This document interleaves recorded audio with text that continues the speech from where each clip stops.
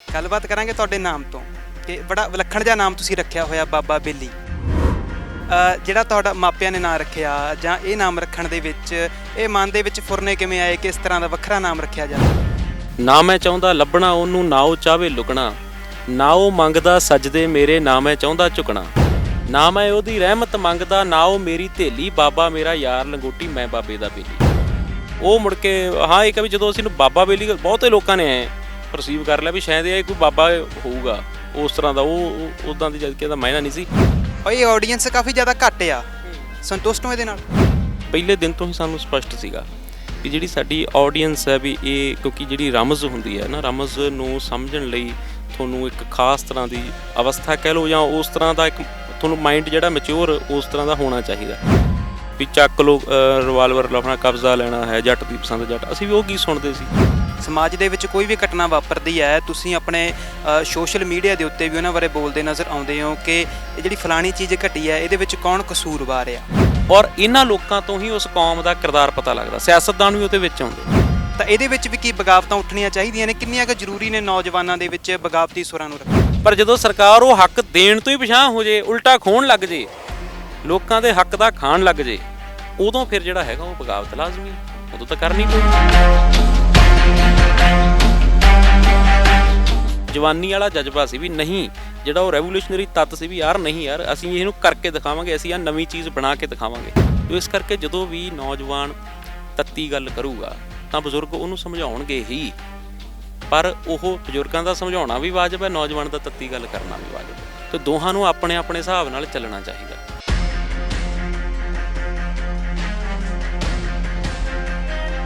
KTV channel ਨਾਲ ਬਣੇ ਹੋਏ ਹੋ, ਮੈਂ ਮਨਦੀਪ ਸਿੰਘ ਤੁਹਾਡੇ ਸਾਰਿਆਂ ਦਾ ਸਵਾਗਤ ਕਰਦਾ। ਪੰਜਾਬੀ ਗਾਇਕ ਇੰਡਸਟਰੀ ਦੇ ਵਿੱਚ ਕਮਰਸ਼ੀਅਲ ਗੀਤਾਂ ਦਾ ਬੋਲਬਾਲਾ ਏ। ਉਹ ਗੀਤਕਾਰ ਜਿਹੜੇ ਕਮਰਸ਼ੀਅਲ ਗਾਉਂਦੇ ਨੇ ਜ਼ਿਆਦਾ ਪ੍ਰਸਿੱਧ ਹੁੰਦੇ ਨੇ ਤੇ ਲੋਕ ਉਹਨਾਂ ਨੂੰ ਸੁਣਦੇ ਵੀ ਜ਼ਿਆਦਾ ਨੇ, ਪਰ ਅਜਿਹੇ ਸਮੇਂ ਦੇ ਵਿੱਚ ਵੀ ਕੁਝ ਕੁ ਚੁਣਿੰਦਾ ਨਾਮ ਨੇ, ਉਹ ਨਾਮ ਜਿਹੜੇ ਉਂਗਲਾਂ ਤੇ ਗਿਣੇ ਜਾ ਸਕਦੇ ਨੇ, ਜਿਹੜੇ ਇਸ ਯੁੱਗ ਦੇ ਵਿੱਚ ਵੀ ਅਜਿਹੀ ਗਾਇਕੀ ਤੋਂ ਗੁਰੇਜ਼ ਕਰਦੇ ਨੇ ਅਤੇ ਆਪਣਾ ਇੱਕ ਜਿਹੜਾ ਸਤਰ ਹੈ ਉਹਨੂੰ ਮੇਨਟੇਨ ਰੱਖਦੇ ਨੇ, ਉਸ ਉੱਤੇ ਚੱਲਦੇ ਨੇ। ਅਜਿਹੇ ਹੀ ਇੱਕ ਗਾਇਕ ਹਨ ਬਾਬਾ ਬੇਲੀ ਜੀ, ਜੋ ਅੱਜ ਸਾਡੇ ਨਾਲ ਨੇ। ਉਹਨਾਂ ਦੇ ਨਾਲ ਗੱਲਬਾਤ ਕਰਾਂਗੇ ਪੰਜਾਬੀ ਗਾਇਕੀ ਬਾਰੇ ਵੀ, ਅਤੇ ਜਦੋਂ ਇਸ ਸਮੇਂ ਦੇ ਵਿੱਚ ਗੱਲਬਾਤ ਕਰਦੇ ਹਾਂ ਜਦੋਂ ਕਿਸਾਨੀ ਅੰਦੋਲਨ ਚੱਲਦਾ ਤਾਂ ਕਿਸਾਨੀ ਅੰਦੋਲਨ ਦੇ ਬਾਰੇ ਗੱਲਬਾਤ ਕਰੇ ਬਿਨਾਂ ਨਹੀਂ ਰਿਹਾ ਜਾ ਸਕਦਾ, ਉਸ ਬਾਰੇ ਵੀ। ਅਤੇ ਅਜੋਕੇ ਜੋ ਦੌਰ ਹੈ ਜਾਂ ਅਜੋਕਾ ਸਮਾਂ ਚੱਲ ਰਿਹਾ ਹੈ ਉਹਦੇ ਉੱਤੇ ਅਕਸਰ ਆਪਣੇ ਗੀਤਾਂ ਰਾਹੀਂ, ਆਪਣੇ ਬੋਲਾਂ ਰਾਹੀਂ ਝੋਟ ਕਰਦੇ ਰਹਿੰਦੇ ਨੇ, ਤਾਂ ਉਸ ਦੇ ਬਾਰੇ ਵੀ ਗੱਲਬਾਤ ਕਰਾਂਗੇ। ਬਾਬਾ ਬੇਲੀ ਜੀ, ਤੁਹਾਡਾ ਬਹੁਤ ਬਹੁਤ ਸਵਾਗਤ ਕਰਦੇ ਹਾਂ KTV ਚੈਨਲ ਦੇ ਉੱਤੇ। ਬਹੁਤ ਬਹੁਤ ਜੀ ਆਇਆਂ ਨੂੰ ਮਨਦੀਪ ਜੀ, ਮੈਂ ਤੁਹਾਡਾ ਤੇ KTV ਦੀ ਸਾਰੀ ਟੀਮ ਦਾ ਸਵਾਗਤ ਕਰਦਾ ਤੇ ਧੰਨਵਾਦ ਕਰਦਾ ਕਿ ਤੁਸੀਂ ਆਏ ਜੀ। ਗੱਲਬਾਤ ਕਰਾਂਗੇ ਤੁਹਾਡੇ ਨਾਮ ਤੋਂ ਕਿ ਬੜਾ ਵਿਲੱਖਣ ਜਿਹਾ ਨਾਮ ਤੁਸੀਂ ਰੱਖਿਆ ਹੋਇਆ ਬਾਬਾ ਬੇਲੀ, ਸੰਧੂਆਂ ਦੇ ਪਰਿਵਾਰ ਦੇ ਵਿੱਚੋਂ, ਤੇ ਪੱਕਾ ਨਾਮ ਤੁਹਾਡਾ ਕੁਝ ਹੋਰ ਹੈ। ਤਾਂ ਇਹਦੇ ਸਫ਼ਰ ਦੇ ਬਾਰੇ ਤਾਂ ਤੁਸੀਂ ਕਈ ਵਾਰ ਦੱਸ ਚੁੱਕੇ ਹੋ, ਪਰ ਜਿਹੜਾ ਤੁਹਾਡਾ ਮਾਪਿਆਂ ਨੇ ਨਾਂ ਰੱਖਿਆ ਜਾਂ ਇਹ ਨਾਮ ਰੱਖਣ ਦੇ ਵਿੱਚ ਇਹ ਮਨ ਦੇ ਵਿੱਚ ਫੁਰਨੇ ਕਿਵੇਂ ਆਏ ਕਿ ਇਸ ਤਰ੍ਹਾਂ ਦਾ ਵੱਖਰਾ ਨਾਮ ਰੱਖਿਆ ਜਾਵੇ? ਐਕਚੁਅਲੀ ਕੀ ਆ ਮਨਦੀਪ ਜੀ ਵੀ ਮੇਰਾ ਜਿਹੜਾ ਐਕਚੁਅਲ ਨਾਮ ਸੀ ਉਹ ਸੀ ਹਰਪ੍ਰੀਤ। ਤੋ ਆਪਾਂ ਜਾਣਦੇ ਹਾਂ ਪੰਜਾਬੀ ਖਾਸ ਤੌਰ 'ਤੇ ਸਿੱਖ ਪਰਿਵਾਰਾਂ 'ਚ ਹਰਪ੍ਰੀਤ, ਗੁਰਪ੍ਰੀਤ, ਮਨਪ੍ਰੀਤ, ਮਨਦੀਪ, ਸੁਖਦੀਪ, ਇਹ ਬੜੇ ਕਾਮਨ ਜੇ ਨਾਮ ਹੈ। ਤੋ ਮੈਂ ਜਿੱਥੇ ਵੀ ਜਾਇਆ ਕਰਦਾ, ਸਕੂਲ, ਕਾਲਜ, ਉਸ ਤੋਂ ਬਾਅਦ ਵਰਕ ਪਲੇਸ, ਹਰੇਕ ਥਾਂ 'ਤੇ ਮੈਨੂੰ 2-2 3-3 ਹਰਪ੍ਰੀਤ ਜਿਹੜੇ ਸੀ ਆਮ ਹੀ ਹਰੇਕ ਥਾਂ ਮਿਲ ਜਾਂਦੇ। ਤੋ ਇੱਕ ਜ਼ਿਹਨ ਦੇ ਵਿੱਚ ਸ਼ੁਰੂ ਤੋਂ ਹੀ ਸੀ ਵੀ ਯਾਰ ਮੇਰਾ ਜੇਕਰ ਮੈਂ ਲਿਖਣਾ ਹੈ ਜਾਂ ਗਾਉਣ ਦੇ ਖੇਤਰ 'ਚ ਆਉਣਾ ਤਾਂ ਮੇਰਾ ਵੀ ਨਾਮ ਜਿਹੜਾ ਥੋੜ੍ਹਾ ਜਿਹਾ ਅੱਡ ਹੋਣਾ ਚਾਹੀਦਾ। ਤੋ ਬਚਪਨ ਤੋਂ ਮੇਰੀ ਤਲਾਸ਼ ਸ਼ੁਰੂ ਹੋਈ ਨਾਮ ਨੂੰ ਲੈ ਕੇ। ਤੋ ਵੰਨ-ਸਵੰਨੇ ਨਾਮ ਰੱਖੇ ਤਾਂ ਹੋਇਆ ਕੀ ਕਰਦਾ ਵੀ ਮੈਂ ਜੋ ਵੀ ਨਾਮ ਆਪਦੇ ਲਈ ਸੋਚਦਾ ਤਾਂ ਮੈਨੂੰ 2 ਮਹੀਨੇ ਬਾਅਦ, 4 ਮਹੀਨੇ ਬਾਅਦ, ਸਾਲ ਬਾਅਦ ਪਤਾ ਲੱਗਦਾ ਵੀ ਇਹ ਨਾਮ ਆਲਰੇਡੀ ਐਗਜ਼ਿਸਟ ਕਰਦਾ। ਤੋ ਕਰਦਿਆਂ ਕਰਾਉਂਦਿਆਂ ਮਤਲਬ ਸਫ਼ਰ ਇਸ ਤਰ੍ਹਾਂ ਦਾ ਬਣਿਆ। ਫਿਰ ਮੇਰੀ ਇੱਕ ਸ਼ਾਇਰੀ ਦੇ ਵਿੱਚੋਂ ਹੀ ਇੱਕ ਇਹ ਨਾਮ ਨਿਕਲਿਆ ਸੀਗਾ, ਉਹ ਸੀ ਕਿ ਨਾ ਮੈਂ ਚਾਹੁੰਦਾ ਲੱਭਣਾ ਉਹਨੂੰ, ਨਾ ਉਹ ਚਾਹਵੇ ਲੁਕਣਾ, ਨਾ ਉਹ ਮੰਗਦਾ ਸਜਦੇ ਮੇਰੇ, ਨਾ ਮੈਂ ਚਾਹੁੰਦਾ ਝੁਕਣਾ, ਨਾ ਮੈਂ ਉਹਦੀ ਰਹਿਮਤ ਮੰਗਦਾ, ਨਾ ਉਹ ਮੇਰੀ ਧੇਲੀ, ਬਾਬਾ ਮੇਰਾ ਯਾਰ ਲੰਗੋਟੀ, ਮੈਂ ਬਾਬੇ ਦਾ ਬੇਲੀ। ਤੋ ਇਹਦੇ ਵਿੱਚੋਂ ਇੱਕ ਜਿਵੇਂ ਛੇੜ ਟਾਈਪ ਨਾਮ ਨਿਕਲ ਆਇਆ। ਤੋ ਫਿਰ ਜਦੋਂ ਮੈਂ ਫੇਸਬੁੱਕ 'ਤੇ ID ਬਣਾਉਣੀ ਸੀ ਤਾਂ ਜਿਵੇਂ ਉਹ ਮਤਲਬ ਮੈਂ ਫਿਰ ਬਾਬਾ ਬੇਲੀ ਦੇ ਨਾਮ 'ਤੇ ਫੇਸਬੁੱਕ ID ਬਣਾਈ। ਸਮਾਂ ਮੁੜ ਕੇ ਇਸ ਤਰ੍ਹਾਂ ਦਾ ਬਣਿਆ ਕਿ ਜਦੋਂ ਇਸ ਇੰਡਸਟਰੀ ਦੇ ਵਿੱਚ ਮਤਲਬ ਮੇਰਾ ਪਹਿਲਾ ਗੀਤ ਜਦੋਂ ਰਿਕਾਰਡ ਹੋਇਆ ਬਾਈ ਕਮਰ ਗਰੇਵਾਲ ਦੀ ਆਵਾਜ਼ 'ਚ, ਤਾਂ ਉਹ ਗੀਤ ਅੰਦਾਜ਼ਾ ਨਹੀਂ ਸੀ, ਨਾ ਹੀ ਸੋਚਿਆ ਸੀ, ਉਹ ਗੀਤ ਮਤਲਬ ਪਾਪੂਲਰ ਹੋ ਗਿਆ। ਤਾਂ ਉਹਦੇ ਨਾਲ ਨਾਲ ਇਹ ਨਾਮ ਜਿਹੜਾ ਸੀਗਾ ਇਹ ਨਾਮ ਵੀ ਉਦੋਂ ਫਿਰ ਐਸਟੈਬਲਿਸ਼ ਇਸ ਤਰ੍ਹਾਂ ਹੋ ਗਿਆ। ਤਾਂ ਫਿਰ ਚੱਲ ਸੋ ਚੱਲ ਫਿਰ ਇਸੇ ਨਾਮ ਤੇ ਹੀ ਅੱਗੇ ਮਤਲਬ ਮੈਂ ਆਪਦੀ ਜਦੋਂ ਬਤੌਰ ਗਾਇਕ ਇਸ ਫੀਲਡ 'ਚ ਆਇਆ ਤਾਂ ਮੈਂ ਫਿਰ ਇਸ ਨਾਮ ਨੂੰ ਹੀ ਕੈਰੀ ਔਨ ਕਰ ਲਿਆ। ਜਿਵੇਂ ਦਾ ਤੁਹਾਡਾ ਨਾਮ ਆ ਤੇ ਜਿਵੇਂ ਦੀ ਤੁਸੀਂ ਗਾਇਕੀ ਕਰਦੇ ਹੋ, ਲਿਖਦੇ ਹੋ, ਇੱਕ ਗੱਲ ਦੀ ਝਲਕ ਪੈਂਦੀ ਹੈ ਕਿ ਜਿਵੇਂ ਘਰਾਂ ਦੇ ਵਿੱਚ ਬਜ਼ੁਰਗ ਹੁੰਦੇ ਨੇ, ਬਾਬਾ ਹੁੰਦਾ ਹੈ, ਉਹ ਸਮਝਾਉਂਦਾ ਹੁੰਦਾ ਕਿ ਭਾਈ ਇਹ ਨਹੀਂ ਕਰਨਾ, ਇਹ ਕਰਨਾ। ਤੁਹਾਡੀ ਗਾਇਕੀ ਵੀ ਇਦਾਂ ਲੱਗਦੀ ਹੈ ਕਿ ਜਿਵੇਂ ਨੌਜਵਾਨਾਂ ਨੂੰ ਜਾਂ ਜਿਹੜੇ ਨੌਜਵਾਨ ਗਾਇਕ ਨੇ ਉਹਨਾਂ ਨੂੰ ਸਮਝਾਉਂਦੇ ਹੋ ਕਿ ਕਿਸ ਤਰ੍ਹਾਂ ਦੀ ਗਾਇਕੀ ਕਰਨੀ ਚਾਹੀਦੀ ਹੈ ਜਾਂ ਜਿਹੜੀ ਗਾਇਕੀ ਨਹੀਂ ਕਰਨੀ ਚਾਹੀਦੀ। ਹਾਂ, ਇਹ ਇੱਕ ਬੜਾ ਨਾ ਕਾਮਨ ਇਹ ਰਹਿ ਗਿਆ ਮਤਲਬ ਇਸ ਜਿਵੇਂ ਨਾਮ ਦੇ ਵਿੱਚ ਲੋਕਾਂ ਪਹਿਲਾਂ ਕੀ ਸੀ ਵੀ ਮੈਂ ਫੇਸਬੁੱਕ ਤੇ ਆਪਦੀ ਫੋਟੋ ਵੀ ਨਹੀਂ ਸੀ ਪਾਉਂਦਾ। 3-4 ਸਾਲ ਤਾਂ ਲੋਕਾਂ ਨੂੰ ਇਹੀ ਲੱਗੇਗਾ ਵੀ ਸ਼ਾਇਦ ਇਹ ਕੋਈ ਬਜ਼ੁਰਗ ਹੋਊਗਾ ਤੇ ਜਾਂ ਕੋਈ ਬਾਬਾ ਟਾਈਪ ਬੰਦਾ ਹੋਊਗਾ, ਜਦ ਕਿ ਨਾਮ ਦਾ ਜਿਹੜਾ ਮਾਇਨਾ ਸੀ ਉਹ ਇਹ ਨਹੀਂ ਸੀ ਵੀ ਮੈਂ ਬਾਬਾ, ਉਹ ਨਾਮ ਦਾ ਮਾਇਨਾ ਸੀ ਵੀ ਜਾ ਬਾਬਾ ਤੇਰਾ ਬੇਲੀ ਹੋਵੇ। ਕਿ ਇੱਕ ਦੁਆ ਵਰਗੀ ਗੱਲ ਸੀ। ਜਿਵੇਂ ਆਪਾਂ ਕਿਸੇ ਨੂੰ ਕਹਿ ਦਿੰਦੇ ਕਿ ਰੱਬ ਰਾਖਾ, ਤਾਂ ਉਹ ਰੱਬ ਰਾਖਾ ਦਾ ਪੂਰਾ ਜਿਹੜਾ ਭਾਵ ਜਿਹੜਾ ਸੈਂਟੈਂਸ ਬਣਦਾ ਉਹ ਹੈ ਵੀ ਰੱਬ ਤੇਰਾ ਰਾਖਾ ਹੋਵੇ, ਖੁਦਾ ਹਾਫਿਜ਼, ਤੂੰ ਖੁਦਾ ਦੀ ਹਿਫਾਜ਼ਤ 'ਚ ਰਹੇ। ਤੋ ਇਸੇ ਤਰ੍ਹਾਂ ਬਾਬਾ ਬੇਲੀ ਦਾ ਜਿਹੜਾ ਮੇਰੇ ਵੱਲੋਂ ਜਿਹੜਾ ਭਾਵ ਅਰਥ ਸੀ ਉਹ ਇਹ ਸੀ ਵੀ ਜਾ ਬਾਬਾ ਤੇਰਾ ਬੇਲੀ ਹੋਵੇ। ਇੱਕ ਦੁਆ ਵਰਗੀ ਗੱਲ ਸੀ। ਤੇ ਉਹ ਮੁੜ ਕੇ ਹਾਂ ਇੱਕ ਵੀ ਜਦੋਂ ਅਸੀਂ ਨੂੰ ਬਾਬਾ ਬੇਲੀ ਬਹੁਤੇ ਲੋਕਾਂ ਨੇ ਐ ਪਰਸੀਵ ਕਰ ਲਿਆ ਵੀ ਸ਼ਾਇਦ ਇਹ ਕੋਈ ਬਾਬਾ ਹੋਊਗਾ ਉਸ ਤਰ੍ਹਾਂ ਦਾ, ਉਹ ਉੱਦਾਂ ਦੀ ਜਦ ਕਿ ਇਹਦਾ ਮਾਇਨਾ ਨਹੀਂ ਸੀ। ਜਿਹੜੀ ਬਾਕੀ ਤੁਸੀਂ ਗੱਲ ਕਹੀ ਵੀ ਗੀਤਾਂ ਦੇ ਵਿੱਚ ਮੈਨੂੰ ਲੱਗਦਾ ਵੀ ਅਸੀਂ ਤਾਂ ਉਹੀ ਕੰਮ ਕਰ ਰਹੇ ਹਾਂ ਜੋ ਸਾਥੋਂ ਹੋ ਪਾ ਰਿਹਾ। ਅੱਗੋਂ ਉਹਦੇ 'ਚ ਕੋਈ ਸੇਧ ਮਿਲ ਰਹੀ ਹੈ ਜਾਂ ਨਹੀਂ ਮਿਲ ਰਹੀ, ਉਹ ਮੈਨੂੰ ਲੱਗਦਾ ਵੀ ਆਡੀਅנס ਦੇ ਜਿਹੜੀ ਮਾਈਂਡ ਹੈ ਉਹਦੀ ਰਿਸੀਵਿੰਗ ਕਪੈਸਿਟੀ 'ਤੇ ਵੀ ਉਹ ਕੀ ਰਿਸੀਵ ਕਰ ਰਹੇ ਨੇ। That's all. ਤੁਹਾਡੀ ਜਿਹੜੀ ਆਡੀਅנס ਹੈ, ਤੁਹਾਨੂੰ ਸੁਣਨ ਵਾਲੇ ਨੇ, ਉਹ ਨੇ ਜਿਹੜੇ ਜ਼ਿਆਦਾਤਰ ਜਾਂ ਵਿਦਿਆਰਥੀ ਨੇ ਜਾਂ ਜਿਨ੍ਹਾਂ ਦਾ ਬੌਧਿਕ ਪੱਧਰ ਆਪਾਂ ਕਹਿ ਲਈਏ ਕਿ ਉੱਚਾ ਆ, ਜਿਹੜੇ ਗੀਤਾਂ ਦੇ ਵਿੱਚ ਮਿਊਜ਼ਿਕ ਦੀ ਜਗ੍ਹਾ ਸ਼ਬਦਾਵਲੀ ਦੇ ਉੱਤੇ ਜ਼ਿਆਦਾ ਧਿਆਨ ਦਿੰਦੇ ਨੇ ਕਿ ਕੁਝ ਲਿਖ ਦਿੱਤਾ, ਇਹ ਸ਼ਬਦ ਦੇ ਕੀ ਮਾਇਨੇ ਨੇ, ਇਹ ਆਡੀਅנס ਕਾਫੀ ਜ਼ਿਆਦਾ ਘੱਟ ਆ। ਸੰਤੁਸ਼ਟ ਹੋ ਇਹਦੇ ਨਾਲ? ਹਾਂ, ਅਸੀਂ ਕੀ ਹੈ ਵੀ ਪਹਿਲੀ ਗੱਲ ਇਹ ਪਹਿਲੇ ਦਿਨ ਤੋਂ ਹੀ ਸਾਨੂੰ ਸਪਸ਼ਟ ਸੀਗਾ ਵੀ ਜਿਹੜੀ ਸਾਡੀ ਆਡੀਅנס ਹੈ ਵੀ ਇਹ ਕਿਉਂਕਿ ਜਿਹੜੀ ਰਮਜ਼ ਹੁੰਦੀ ਹੈ ਨਾ, ਰਮਜ਼ ਨੂੰ ਸਮਝਣ ਲਈ ਤੁਹਾਨੂੰ ਇੱਕ ਖਾਸ ਤਰ੍ਹਾਂ ਦੀ ਅਵਸਥਾ ਕਹਿ ਲਓ ਜਾਂ ਉਸ ਤਰ੍ਹਾਂ ਦਾ ਇੱਕ ਤੁਹਾਨੂੰ ਮਾਈਂਡ ਜਿਹੜਾ ਮੈਚਿਓਰ ਉਸ ਤਰ੍ਹਾਂ ਦਾ ਹੋਣਾ ਚਾਹੀਦਾ। ਤਾਂ ਅਲਟੀਮੇਟਲੀ ਠੀਕ ਹੈ ਅੱਜ ਘੱਟ ਆ ਪਰ ਕੱਲ੍ਹ ਨੂੰ ਵਧੂਗੀ ਵੀ, ਕਿਉਂਕਿ ਇਹ ਨਾ ਕੁਦਰਤੀ ਕੀ ਹੁੰਦਾ ਵੀ ਜਦੋਂ ਜਿਵੇਂ ਸਾਡੀ ਉਮਰ ਛੋਟੀ ਸੀ, ਅਸੀਂ ਬਚਪਨ 'ਚ ਸੀਗੇ, ਉਦੋਂ ਅਸੀਂ ਵੀ ਜੋ ਉਦੋਂ ਚਲੰਤ ਚੱਲ ਰਿਹਾ ਸੀ ਚੱਕਵਾਂ ਸਿਸਟਮ ਜਾਂ ਜੋ ਵੀ ਚੱਕ ਲੋ ਰਿਵਾਲਵਰ ਆਪਣਾ ਕਬਜ਼ਾ ਲੈਣਾ ਹੈ, ਜੱਟ ਦੀ ਪਸੰਦ ਜੱਟ, ਅਸੀਂ ਵੀ ਉਹ ਗੀਤ ਸੁਣਦੇ ਸੀ, ਉਹਨਾਂ 'ਤੇ ਨੱਚਦੇ ਸੀਗੇ। ਪਰ ਜਦੋਂ ਸਮੇਂ ਨਾਲ ਮੈਚਿਓਰ ਹੋਏ, ਗੱਲਾਂ ਦਾ ਸਮਝ ਆਈ, ਉਹਨਾਂ ਗੱਲਾਂ ਦਾ ਖੋਖਲਾਪਣ ਸਾਡੇ ਸਾਹਮਣੇ ਆਇਆ, ਤਾਂ ਫਿਰ ਲੱਗਿਆ ਵੀ ਨਹੀਂ ਯਾਰ ਵੀ ਉਹ ਕੁਛ ਹੋਰ ਵੀ ਅਗਾਂਹ ਦੀ ਗੱਲ ਹੈਗੀ। ਤਾਂ ਮੈਨੂੰ ਲੱਗਦਾ ਵੀ ਜਿਹੜੀ ਅੱਜ ਜਿਹਨੂੰ ਅਸੀਂ ਕਹਿੰਦੇ ਹਾਂ ਵੀ ਯਾਰ ਵੀ ਜਿਹੜੀ ਅੱਜ ਸਾਡੀ ਨੌਜਵਾਨ ਪੀੜ੍ਹੀ ਹੈ ਵੀ ਇਹ ਇੱਕ ਵੱਖਰੇ ਕਿਸਮ ਦਾ ਮਿਊਜ਼ਿਕ ਸੁਣਦੀ ਹੈ, ਜਾਂ ਮੈਨੂੰ ਲੱਗਦਾ ਵੀ ਕਦੇ ਵੀ ਮੈਚਿਓਰ ਹੋਣਗੇ, ਕਦੇ ਤਾਂ ਇੱਥੋਂ ਥੱਕਣਗੇ। ਉਹ ਜਦੋਂ ਥੱਕਣਗੇ ਅੱਕਣਗੇ ਫਿਰ ਉਹ ਕੁਛ ਅਲਟਰਨੇਟ ਲੱਭਣਗੇ ਵੀ ਹੁਣ ਅਸੀਂ ਕੁਛ ਐਸਾ ਸੁਣੀਏ ਜਿਹੜਾ ਕੁਛ ਮਾਇਨੇ ਰੱਖਦੀ ਹੋਵੇ ਗੱਲ, ਤਾਂ ਸ਼ਾਇਦ ਉਦੋਂ ਉਹ ਕਦੇ ਪਰਤਣਗੇ। ਤਾਂ ਅਸੀਂ ਅੱਜ ਲਈ ਨਹੀਂ, ਜਿਵੇਂ ਉਹ ਕਹਿੰਦੇ ਹੁੰਦੇ ਵੀ ਜਿਹੜਾ ਬੂਟਾ ਲਾਉਣਾ ਹੁੰਦਾ, ਬੂਟੇ ਤੋਂ ਇਹ ਨਹੀਂ ਹੁੰਦਾ ਵੀ ਅੱਜ ਹੀ ਛਾਂ ਦਊਗਾ, ਉਹ ਅੱਜ ਤੋਂ 30 ਸਾਲ ਬਾਅਦ 40 ਸਾਲ ਬਾਅਦ ਵੀ ਛਾਂ ਦੇ ਸਕਦਾ। ਤਾਂ ਅਸੀਂ ਇਸ ਆਸ 'ਤੇ ਕੰਮ ਕਰੀ ਜਾ ਰਹੇ ਹਾਂ ਵੀ ਯਾਰ ਆਪਦਾ ਕੰਮ ਕਰਕੇ ਤੁਸੀਂ ਰੱਖੀ ਚੱਲੋ, ਜੇ ਦਿਨ ਆਏਗਾ ਹੋ ਸਕਦਾ ਕਦੇ ਵੀ ਨਾ ਆਵੇ, ਹੋ ਸਕਦਾ ਆ ਜੇ ਕਿ ਲੋਕ ਕਦੇ ਤਾਂ ਸੁਣਨਗੇ। ਜਿਹੜੀ ਜਵਾਨੀ ਸੀ ਜਾਂ ਆਪਾਂ ਕਹਿ ਦਿੰਦੇ ਹੁੰਦੇ ਤੇ ਕਿ ਜਿਹੜੀ ਬਾਰਡਰਾਂ ਟੱਪ ਜਾਂਦੀ ਹੈ, ਅਮਰੀਕਾ ਵਰਗੇ ਬਾਰਡਰ ਨੂੰ ਵੀ ਜਿਹੜੀ ਜਵਾਨੀ ਪੰਜਾਬ ਦੀ ਟੱਪ ਕੇ ਉੱਥੇ ਪਹੁੰਚਦੀ ਰਹੀ ਹੈ, ਅੱਜ ਹਰਿਆਣੇ ਦੇ ਬਾਰਡਰ ਟੱਪ ਕੇ ਦਿੱਲੀ ਦੇ ਬਾਰਡਰਾਂ ਦੇ ਉੱਤੇ ਬੈਠੀ ਆ। ਤਾਂ ਜਿਵੇਂ ਤੁਸੀਂ ਛਾਂ ਦੀ ਗੱਲ ਕੀਤੀ ਹੈ ਕਿ ਅੱਜ ਨਹੀਂ ਤਾਂ 30 ਸਾਲਾਂ ਬਾਅਦ ਇਹ ਛਾਂ ਦਊਗੀ, ਲੱਗਦਾ ਹੈ ਕਿ ਥੋੜ੍ਹੀ ਥੋੜ੍ਹੀ ਛਾਂ ਇਸ ਰੁੱਖ ਤੋਂ ਆਉਣ ਲੱਗ ਗਈ ਹੈ, ਮੋੜ ਹੈ ਜਿਹੜਾ ਉਹ ਪੈਣ ਲੱਗ ਗਿਆ ਆ। ਹਾਂ, ਮੈਂ ਇਹਦੇ ਲਈ ਕਈ ਵਾਰੀ ਪਹਿਲਾਂ ਵੀ ਪ੍ਰਧਾਨ ਮੰਤਰੀ ਨਰਿੰਦਰ ਮੋਦੀ ਜੀ ਦਾ ਧੰਨਵਾਦ ਕੀਤਾ ਹੈ ਕਿ ਬਹੁਤ ਅੱਛਾ ਫੈਸਲਾ ਉਹਨਾਂ ਨੇ ਸਹੀ ਸਮੇਂ 'ਤੇ ਲੈ ਲਿਆ, ਕਿਉਂਕਿ ਇਹ ਬਿਲਕੁਲ ਉਹ ਸਮਾਂ ਸੀ ਜਦੋਂ ਪੰਜਾਬ ਬਾਰੇ ਜਿਹੜੀ ਰਾਏ ਬਣ ਰਹੀ ਸੀਗੀ, ਪੰਜਾਬ ਬਾਰੇ ਇੱਕ ਜਿਹੜੀ ਪਰਸੈਪਸ਼ਨ ਬਣ ਰਹੀ ਸੀ ਕਿ ਪੰਜਾਬ ਨਸ਼ਿਆਂ 'ਚ ਗਰਕ ਹੋ ਗਿਆ, ਇਹਦੀ ਜਿਹੜੀ ਜਵਾਨੀ ਹੈ ਉਹ ਭਟਕ ਗਈ ਹੈ, ਅਤੇ ਜਾਂ ਜਿਹੜੇ ਸੂਝਵਾਨ ਨੇ ਉਹ ਪਲਾਇਨ ਕਰਕੇ ਉਹ ਬਾਹਰ ਨੂੰ ਜਾ ਰਹੇ ਨੇ, ਤਾਂ ਸ਼ਾਇਦ ਪਿੱਛੇ ਪੰਜਾਬ 'ਚ ਕੁਛ ਨਹੀਂ ਬਚੇਗਾ। ਤਾਂ ਇਹ ਜਿਹੜਾ ਕਿਸਾਨ ਅੰਦੋਲਨ ਆ, ਇਹਨੇ ਸਾਨੂੰ ਸਾਡੀ ਤਾਕਤ ਪਰਖਣ ਦਾ ਇੱਕ ਬੜਾ ਸੁਨਹਿਰੀ ਮੌਕਾ ਦਿੱਤਾ। ਇਹਦੇ 'ਚੋਂ ਕੀ ਨਿਕਲਦਾ ਕੀ ਨਹੀਂ ਨਿਕਲਦਾ, ਇਹ ਕਿੱਧਰ ਨੂੰ ਅੱਗੇ ਰੰਗਤ ਲੈਂਦਾ, ਕਿਉਂਕਿ ਇਹਦੇ 'ਚ ਹੋਰ ਬਹੁਤ ਕੁਛ ਹੈ। ਇਹਦੇ ਵਿੱਚ ਅੰਦਰੂਨੀ ਰਾਜਨੀਤੀ ਵੀ ਹੈ, ਇਹਦੇ ਵਿੱਚ ਬਾਹਰੀ ਤੱਤਾਂ ਦੇ ਵੀ ਪ੍ਰਭਾਵ, ਬਹੁਤ ਕੁਛ ਹੈ ਇਹਦੇ 'ਚ। ਪਰ ਇੱਕ ਗੱਲ ਜਿਹੜੀ ਪੋਜ਼ੀਟਿਵ ਹੈ ਉਹ ਹੈ ਵੀ ਇਹਨੇ ਘੱਟੋ ਘੱਟ ਸਾਨੂੰ ਸਾਡੀ ਤਾਕਤ ਦਾ ਇੱਕ ਜਲਵਾ ਦਿਖਾਤਾ ਵੀ ਹਾਂ ਯਾਰ ਅਸੀਂ ਅੱਜ ਵੀ ਉਹੀ ਹਾਂ।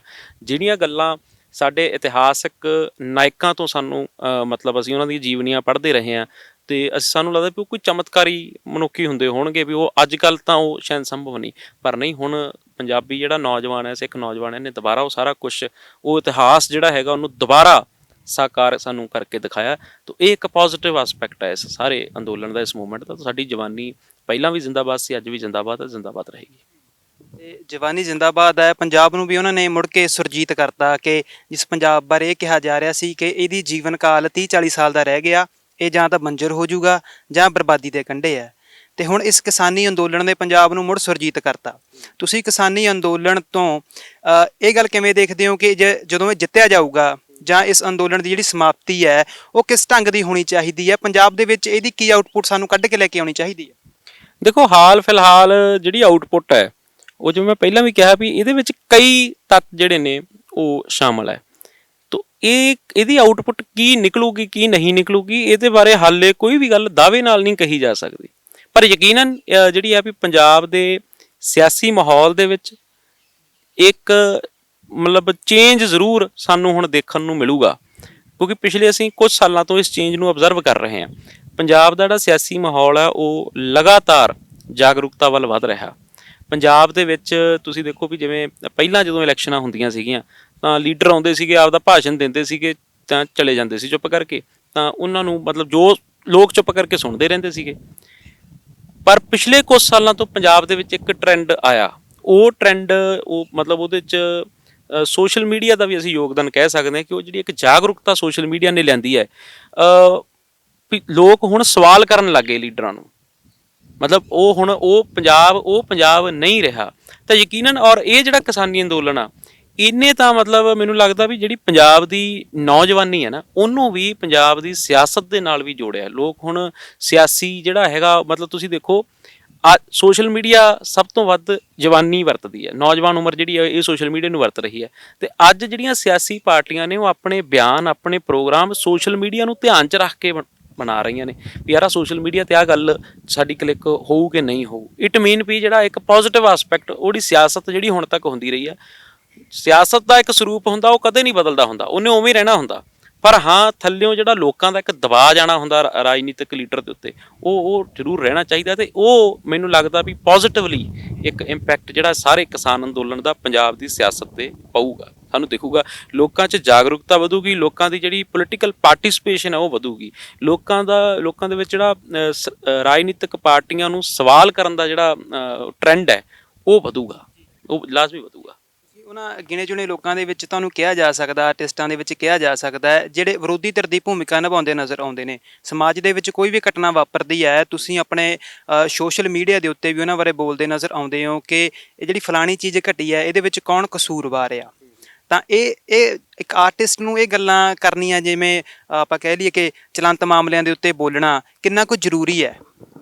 ਦੇਖੋ, ਬੀਇੰਗ ਐਨ ਆਰਟਿਸਟ, ਖਾਸ ਤੌਰ ਤੇ ਕ੍ਰੀਏਟਿਵ ਆਰਟਿਸਟ, ਮੈਨੂੰ ਇਹ ਲੱਗਦਾ ਵੀ ਹਰੇਕ ਕ੍ਰੀਏਟਿਵ ਆਰਟਿਸਟ ਦਾ ਇਹ ਫਰਜ਼ ਬਣਦਾ ਕਿ ਉਹ ਮਤਲਬ ਹਰੇਕ ਉਸ ਚੀਜ਼ ਦੇ ਵਿੱਚ ਜੈਨੂਅਨ ਇੰਟਰਸਟ ਦਿਖਾਵੇ ਜਿਹੜੀ ਇਸ ਵਿਵਸਥਾ ਨੂੰ ਚਲਾ ਰਹੀ ਹੈ। ਭਾਵੇਂ ਉਹ ਕੋਈ ਅਕਾਲ ਸ਼ਕਤੀ ਹੈ, ਭਾਵੇਂ ਉਹ ਕੁਦਰਤ ਹੈ, ਭਾਵੇਂ ਉਹ ਪਰਮਾਤਮਾ ਦੇ ਕਨਸੈਪਟਸ ਨੇ, ਭਾਵੇਂ ਉਹ ਇਕਨੋਮਿਕਸ ਹੈ, ਭਾਵੇਂ ਉਹ ਪੋਲੀਟੀਕਲ ਪ੍ਰਬੰਧ ਹੈ। ਸਾਰਾ ਇਸ ਸਾਰੇ ਉੱਤੇ ਜਿਹੜਾ ਕ੍ਰੀਏਟਿਵ ਆਰਟਿਸਟ ਹੈ ਉਹਦੀ ਤਿੱਖੀ ਨਜ਼ਰ ਹੋਣੀ ਚਾਹੀਦੀ ਹੈ। ਹਰੇਕ ਉਹ ਚੀਜ਼ ਜਿਹੜੀ ਇਸ ਵਿਵਸਥਾ ਨੂੰ ਚਲਾਉਂਦੀ ਹੈ, ਜਿਹਦੇ ਐਕਸ਼ਨਸ ਦੇ ਨਾਲ, ਜਿਹਦੇ ਫੈਸਲਿਆਂ ਦੇ ਨਾਲ ਲੋਕਾਂ ਦੀਆਂ ਜ਼ਿੰਦਗੀਆਂ ਪ੍ਰਭਾਵਿਤ ਹੁੰਦੀਆਂ ਨੇ, ਸਾਡਾ ਵਾਤਾਵਰਨ ਜਿਹਨਾਂ ਨਾਲ ਪ੍ਰਭਾਵਿਤ ਹੁੰਦਾ, ਸਾਨੂੰ ਹਰੇਕ ਉਸ ਚੀਜ਼ ਦੇ ਵਿੱਚ ਸਾਡਾ ਇੰਟਰਸਟ ਹੋਣਾ ਚਾਹੀਦਾ। ਤੋ ਬੀਇੰਗ ਐਨ ਆਰਟਿਸਟ ਮੈਨੂੰ ਲੱਗਦਾ ਵੀ ਜਿਹੜੀ ਰਾਜਨੀਤੀ ਹੈ, ਜਿਹੜਾ ਅਰਥਚਾਰਾ ਇਕਨੋਮਿਕਸ ਹੈ, ਇਹ ਸਾਡੇ ਸਾਰੇ ਇਸ ਸਿਸਟਮ ਨੂੰ ਚਲਾਉਂਦੀ ਹੈ। ਇਹਦੇ ਫੈਸਲਿਆਂ ਨਾਲ ਵੀ ਲੋਕਾਂ ਦੀਆਂ ਜ਼ਿੰਦਗੀਆਂ ਪ੍ਰਭਾਵਿਤ ਹੁੰਦੀਆਂ ਨੇ ਤੇ ਸਾਨੂੰ ਆਰਟਿਸਟ ਲੋਕਾਂ ਨੂੰ ਇਹਦੇ 'ਤੇ ਬੋਲਣਾ ਚਾਹੀਦਾ। ਕਿਉਂਕਿ ਜਿਹੜੇ ਰਸੂਲ ਹਮਜ਼ਾ ਤਵ ਦਾ ਨਾ ਇੱਕ ਕੋਟੇਸ਼ਨ ਸੀਗੀ, ਉਹ ਕਹਿੰਦਾ ਵੀ ਜਦੋਂ ਵੀ ਕਿਸੇ ਬੰਦੇ ਨੂੰ ਕਿਹਾ ਜਾਂਦਾ ਵੀ ਤੂੰ ਕੌਣ ਹੈ, ਆਪਦੀ ਪਹਿਚਾਣ ਦੱਸ, ਤਾਂ ਉਹ ਆਪ ਦਾ ਕੋਈ ਆਧਾਰ ਕਾਰਡ, ਕੋਈ ਸ਼ਨਾਖਤੀ ਕਾਰਡ, ਕੁਛ ਡਾਕੂਮੈਂਟ ਦਿਖਾਉਂਦਾ ਜਿਹਦੇ ਤੋਂ ਪਤਾ ਲੱਗਦਾ ਵੀ ਯਾਰ ਮੈਂ ਆ। ਜਦੋਂ ਕਿਸੇ ਕੌਮ ਦੀ ਹਸਤੀ ਤੇ ਕੌਮ ਦੀ ਸ਼ਨਾਖਤ ਤੇ ਸਵਾਲ ਹੁੰਦਾ ਹੈ ਤਾਂ ਉਹ ਕੌਮ ਜਿਹੜੀ ਹੈ ਉਹ ਆਪਣੇ ਸਾਇੰਸਦਾਨਾਂ ਨੂੰ, ਆਪਣੇ ਕਲਾਕਾਰਾਂ ਨੂੰ, ਆਪਣੇ ਬੁੱਧੀਜੀਵੀਆਂ ਨੂੰ, ਆਪਣੇ ਅਧਿਆਪਕਾਂ ਨੂੰ ਲੋਕਾਂ ਸਾਹਮਣੇ ਰੱਖਦੀ ਹੈ। ਔਰ ਇਹਨਾਂ ਲੋਕਾਂ ਤੋਂ ਹੀ ਉਸ ਕੌਮ ਦਾ ਕਿਰਦਾਰ ਪਤਾ ਲੱਗਦਾ। ਸਿਆਸਤਦਾਨ ਵੀ ਉਹਦੇ ਵਿੱਚ ਆਉਂਦੇ ਆ। ਜਿਸ ਤਰ੍ਹਾਂ ਦੇ ਕਿਸੇ ਕੌਮ ਦੇ ਮਤਲਬ ਆਰਟਿਸਟ ਹੋਣਗੇ, ਲੀਡਰ ਹੋਣਗੇ, ਸਾਇੰਟਿਸਟ ਹੋਣਗੇ, ਬੁੱਧੀਜੀਵੀ ਹੋਣਗੇ, ਉਸ ਤਰ੍ਹਾਂ ਦਾ ਉਸ ਕੌਮ ਦਾ ਕਿਰਦਾਰ ਹੋਏਗਾ। ਤੋ ਇਸ ਕਰਕੇ ਮੈਨੂੰ ਲੱਗਦਾ ਵੀ ਜਿਹੜਾ ਆਰਟਿਸਟ ਹੈ ਇਹਨੂੰ ਹਮੇਸ਼ਾ ਲੋਕ ਪੱਖੀ ਹੋ ਕੇ ਚੱਲਣਾ ਚਾਹੀਦਾ ਔਰ ਵਿਰੋਧੀ ਧਿਰ ਦਾ ਜਿਹੜਾ ਸਾਥ ਜਿਹੜਾ ਦੇਣਾ ਚਾਹੀਦਾ, ਕਿਉਂਕਿ ਸੱਤਾ ਦੇ ਕੋਲ ਆਪਦੀਆਂ ਪਾਲਿਸੀਆਂ, ਆਪਦੀਆਂ ਨੀਤੀਆਂ, ਆਪਦੇ ਪ੍ਰੋਗਰਾਮ ਪ੍ਰੋਪੋਗੇਟ ਕਰਨ ਦਾ, ਪ੍ਰਚਾਰ ਕਰਨ ਦਾ ਇੱਕ ਬਹੁਤ ਵੱਡਾ ਪ੍ਰਬੰਧ ਹੁੰਦਾ ਹੈ। ਉਹਨਾਂ ਕੋਲੇ ਬੜਾ ਵੱਡਾ ਪਬਲਿਕ ਰਿਲੇਸ਼ਨ ਡਿਪਾਰਟਮੈਂਟ ਹੁੰਦਾ, ਜਿਹਦੇ ਰਾਹੀਂ ਉਹ ਸਾਰਾ ਆਪਦਾ ਪ੍ਰਚਾਰ ਕਰਦੇ ਵੀ ਸਰਕਾਰ ਆਹ ਕਰ ਰਹੀ ਹੈ, ਸਰਕਾਰ ਕੀ ਨਹੀਂ ਕਰ ਰਹੀ। ਇਹ ਕੰਮ ਵਿਰੋਧੀ ਧਿਰ ਦਾ ਹੁੰਦਾ ਹੈ।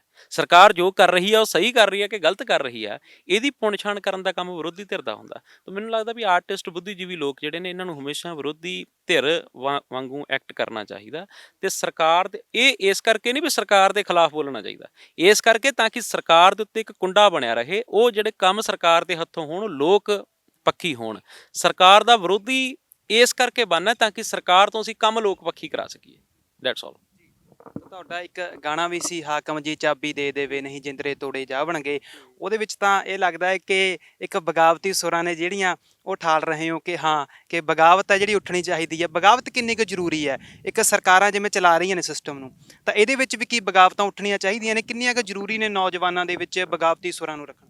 ਦੇਖੋ, ਸਾਡੇ ਜਿਹੜੀ ਪ੍ਰੇਰਨਾ ਸਰੋਤ ਹੈ, ਜਿਹੜੀ ਸਾਡੀ ਟੈਗ ਲਾਈਨ ਹੈ, ਉਹ ਤਾਂ ਇਹ ਹੈ ਨਾ ਵੀ ਚੁੰਕਾਰ ਸਮਾਂ ਹੀਲ ਤੇ ਦਰਗੁਜਸਤ ਹਲਾਲ ਅਸਤ ਬੁਰਦਨ ਬਾ ਸ਼ਮਸ਼ੀਰ ਦਸਤ। ਸਾਰੇ ਹੀਲੇ ਵਰਤਣੇ ਪੈਣਗੇ ਸਾਨੂੰ ਮਤਲਬ ਸਾਨੂੰ ਡਿਪਲੋਮੈਟਿਕ ਵੀ ਹੋਣਾ ਪਊਗਾ। ਸਾਨੂੰ ਗੱਲਬਾਤ, ਟੇਬਲ ਟਾਕ ਤੇ ਵੀ ਸਾਡੀ ਕਮਾਂਡ ਹੋਣੀ ਚਾਹੀਦੀ ਹੈ। ਸਾਨੂੰ ਪ੍ਰੇਮ ਨਾਲ ਵੀ ਗੱਲਬਾਤ ਕਰਨੀ ਚਾਹੀਦੀ ਹੈ। ਪਰ ਜਦੋਂ ਕੋਈ ਹੀਲਾ ਨਾ ਚੱਲਦਾ ਹੋਵੇ, ਜਦੋਂ ਕਿਸੇ ਗੱਲ ਦਾ ਅਸਰ ਨਾ ਹੁੰਦਾ ਹੋਵੇ, ਦੇਖੋ ਗੱਲ ਮਿੰਨਤ ਤਰਲੇ ਤੋਂ ਸ਼ੁਰੂ ਹੋਣੀ ਚਾਹੀਦੀ ਹੈ।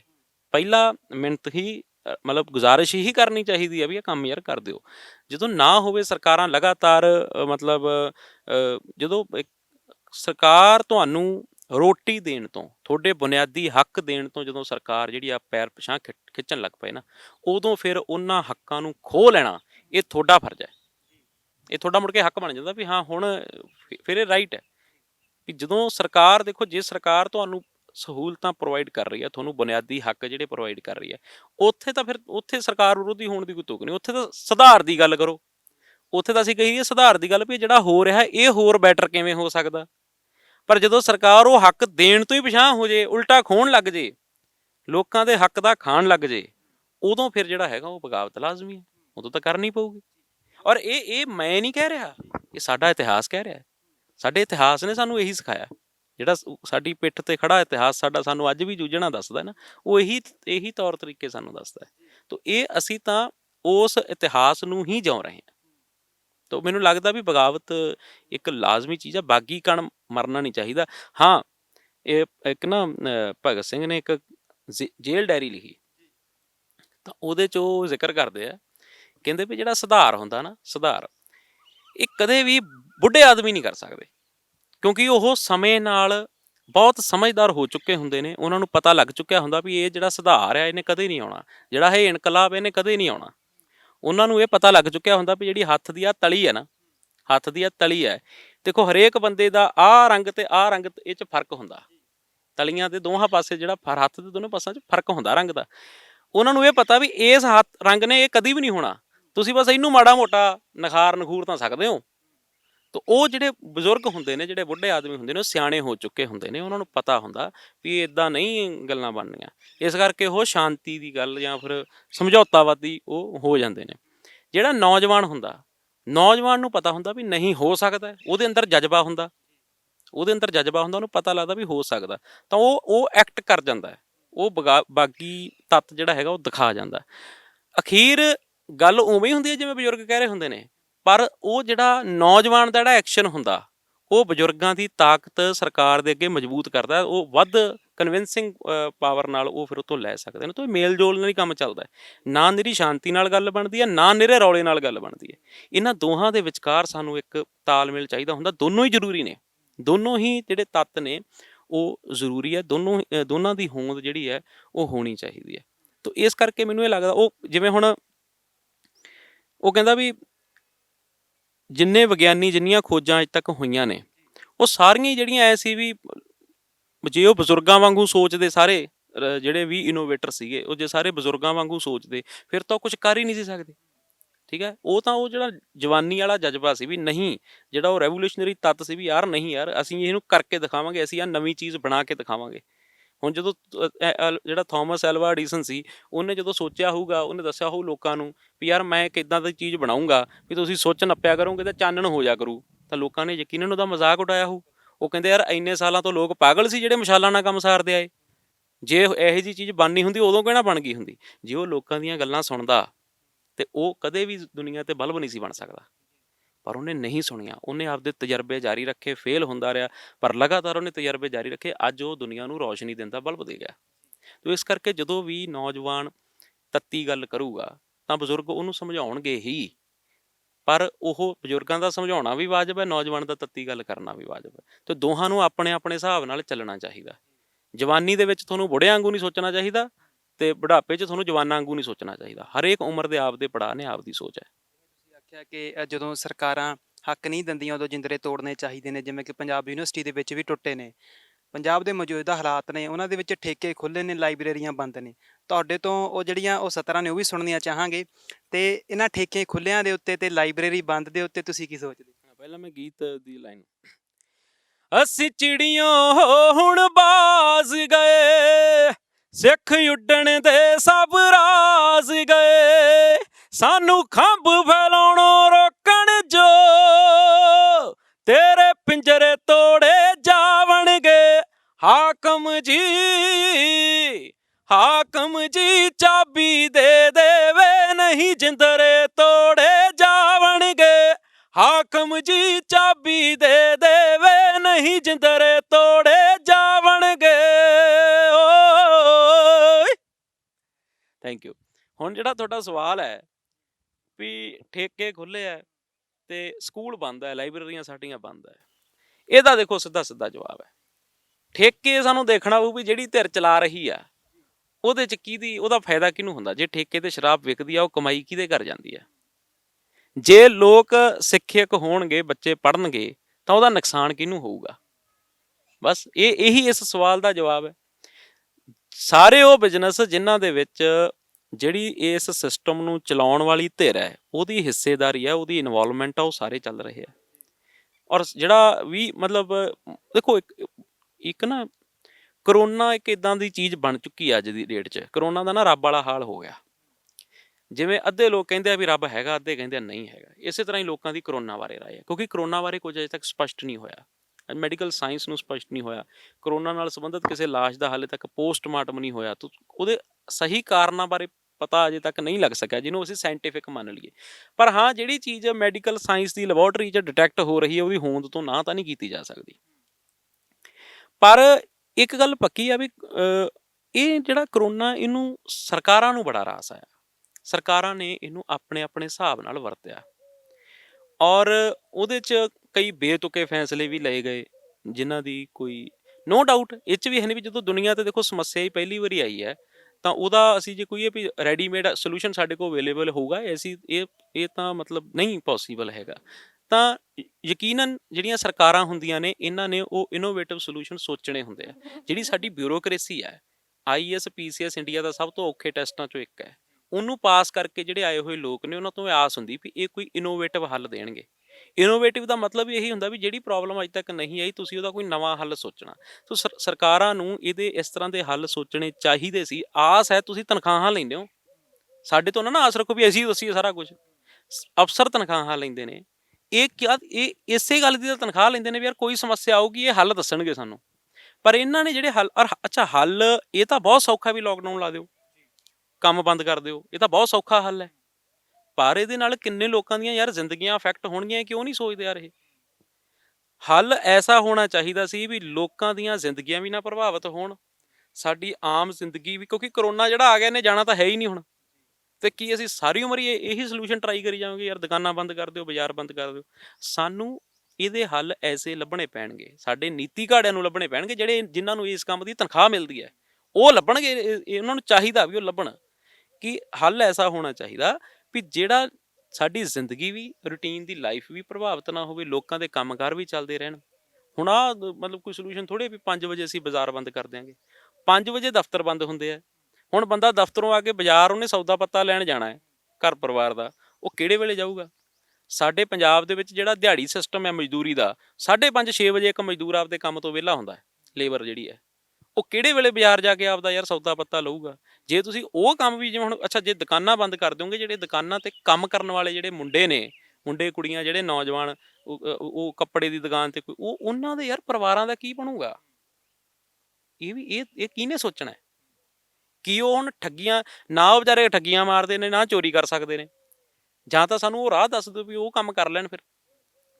ਤਾਂ ਇਹ ਸਰਕਾਰਾਂ ਨੂੰ ਸੋਚਣਾ ਪਊਗਾ। ਅੱਛਾ, ਫਿਰ ਇਹ ਗੱਲ ਆ ਵੀ ਜਿਹੜੀ ਚੀਜ਼ ਦਾ ਦੇਖੋ ਲੋਕਾਂ ਦੀ ਜ਼ਿੰਦਗੀ ਨੂੰ ਨੁਕਸਾਨ ਹੈ, ਸ਼ਰਾਬ ਜਿਹੜੀ ਹੈ, ਸ਼ਰਾਬ ਕੋਈ ਪੋਜ਼ਿਟਿਵ ਚੀਜ਼ ਥੋੜ੍ਹੀ ਹੈ। ਮਤਲਬ ਜਿਸ ਤਰੀਕੇ ਨਾਲ ਇਹਦੀ ਵਰਤੋਂ ਹੁੰਦੀ ਹੈ ਸ਼ਰਾਬ ਦੀ, ਘਰਾਂ 'ਚ ਕਲੇਸ਼ ਦਾ ਕਾਰਨ ਬਣਦੀ ਹੈ, ਉਹ ਤੁਸੀਂ ਯਾਰ ਖੋਲ ਰੱਖਿਆ ਕੰਮ। ਸ਼ਰਾਬ ਖੁੱਲੀ ਆ, ਕਿਤਾਬ ਬੰਦ ਹੈ। ਇਹ ਕਿਸ ਤਰ੍ਹਾਂ ਦਾ ਰਿਵਾਜ ਹੈ? ਤਾਂ ਇਹ ਮੈਨੂੰ ਲੱਗਦਾ ਵੀ ਸ਼ਾਇਦ ਸਰਕਾਰ ਜਿਹੜੀ ਹੈ ਉਹ ਇਹਦਾ ਕਾਰਨ ਵੀ ਨਾ, ਸ਼ਾਇਦ ਕਿਤਾਬ ਤੋਂ ਸਰਕਾਰ ਨੂੰ ਰੈਵਨਿਊ ਨਹੀਂ ਜਾਂਦਾ, ਸ਼ਰਾਬ ਤੋਂ ਸਰਕਾਰ ਨੂੰ ਰੈਵਨਿਊ ਜਾਂਦਾ। ਫਿਰ ਜਿਹੜਾ ਉਹ ਸ਼ਰਾਬ ਦਾ ਬਹੁਤਾ, ਜਿਹੜੇ ਸ਼ਰਾਬ ਦੇ ਕਾਰੋਬਾਰੀ ਨੇ, ਉਹਨਾਂ ਦੇ ਸਿੱਧੇ ਸਿੱਧੇ ਤੌਰ ਤੇ ਸਰਕਾਰ ਦੇ ਨਾਲ ਲਿੰਕ ਨੇ।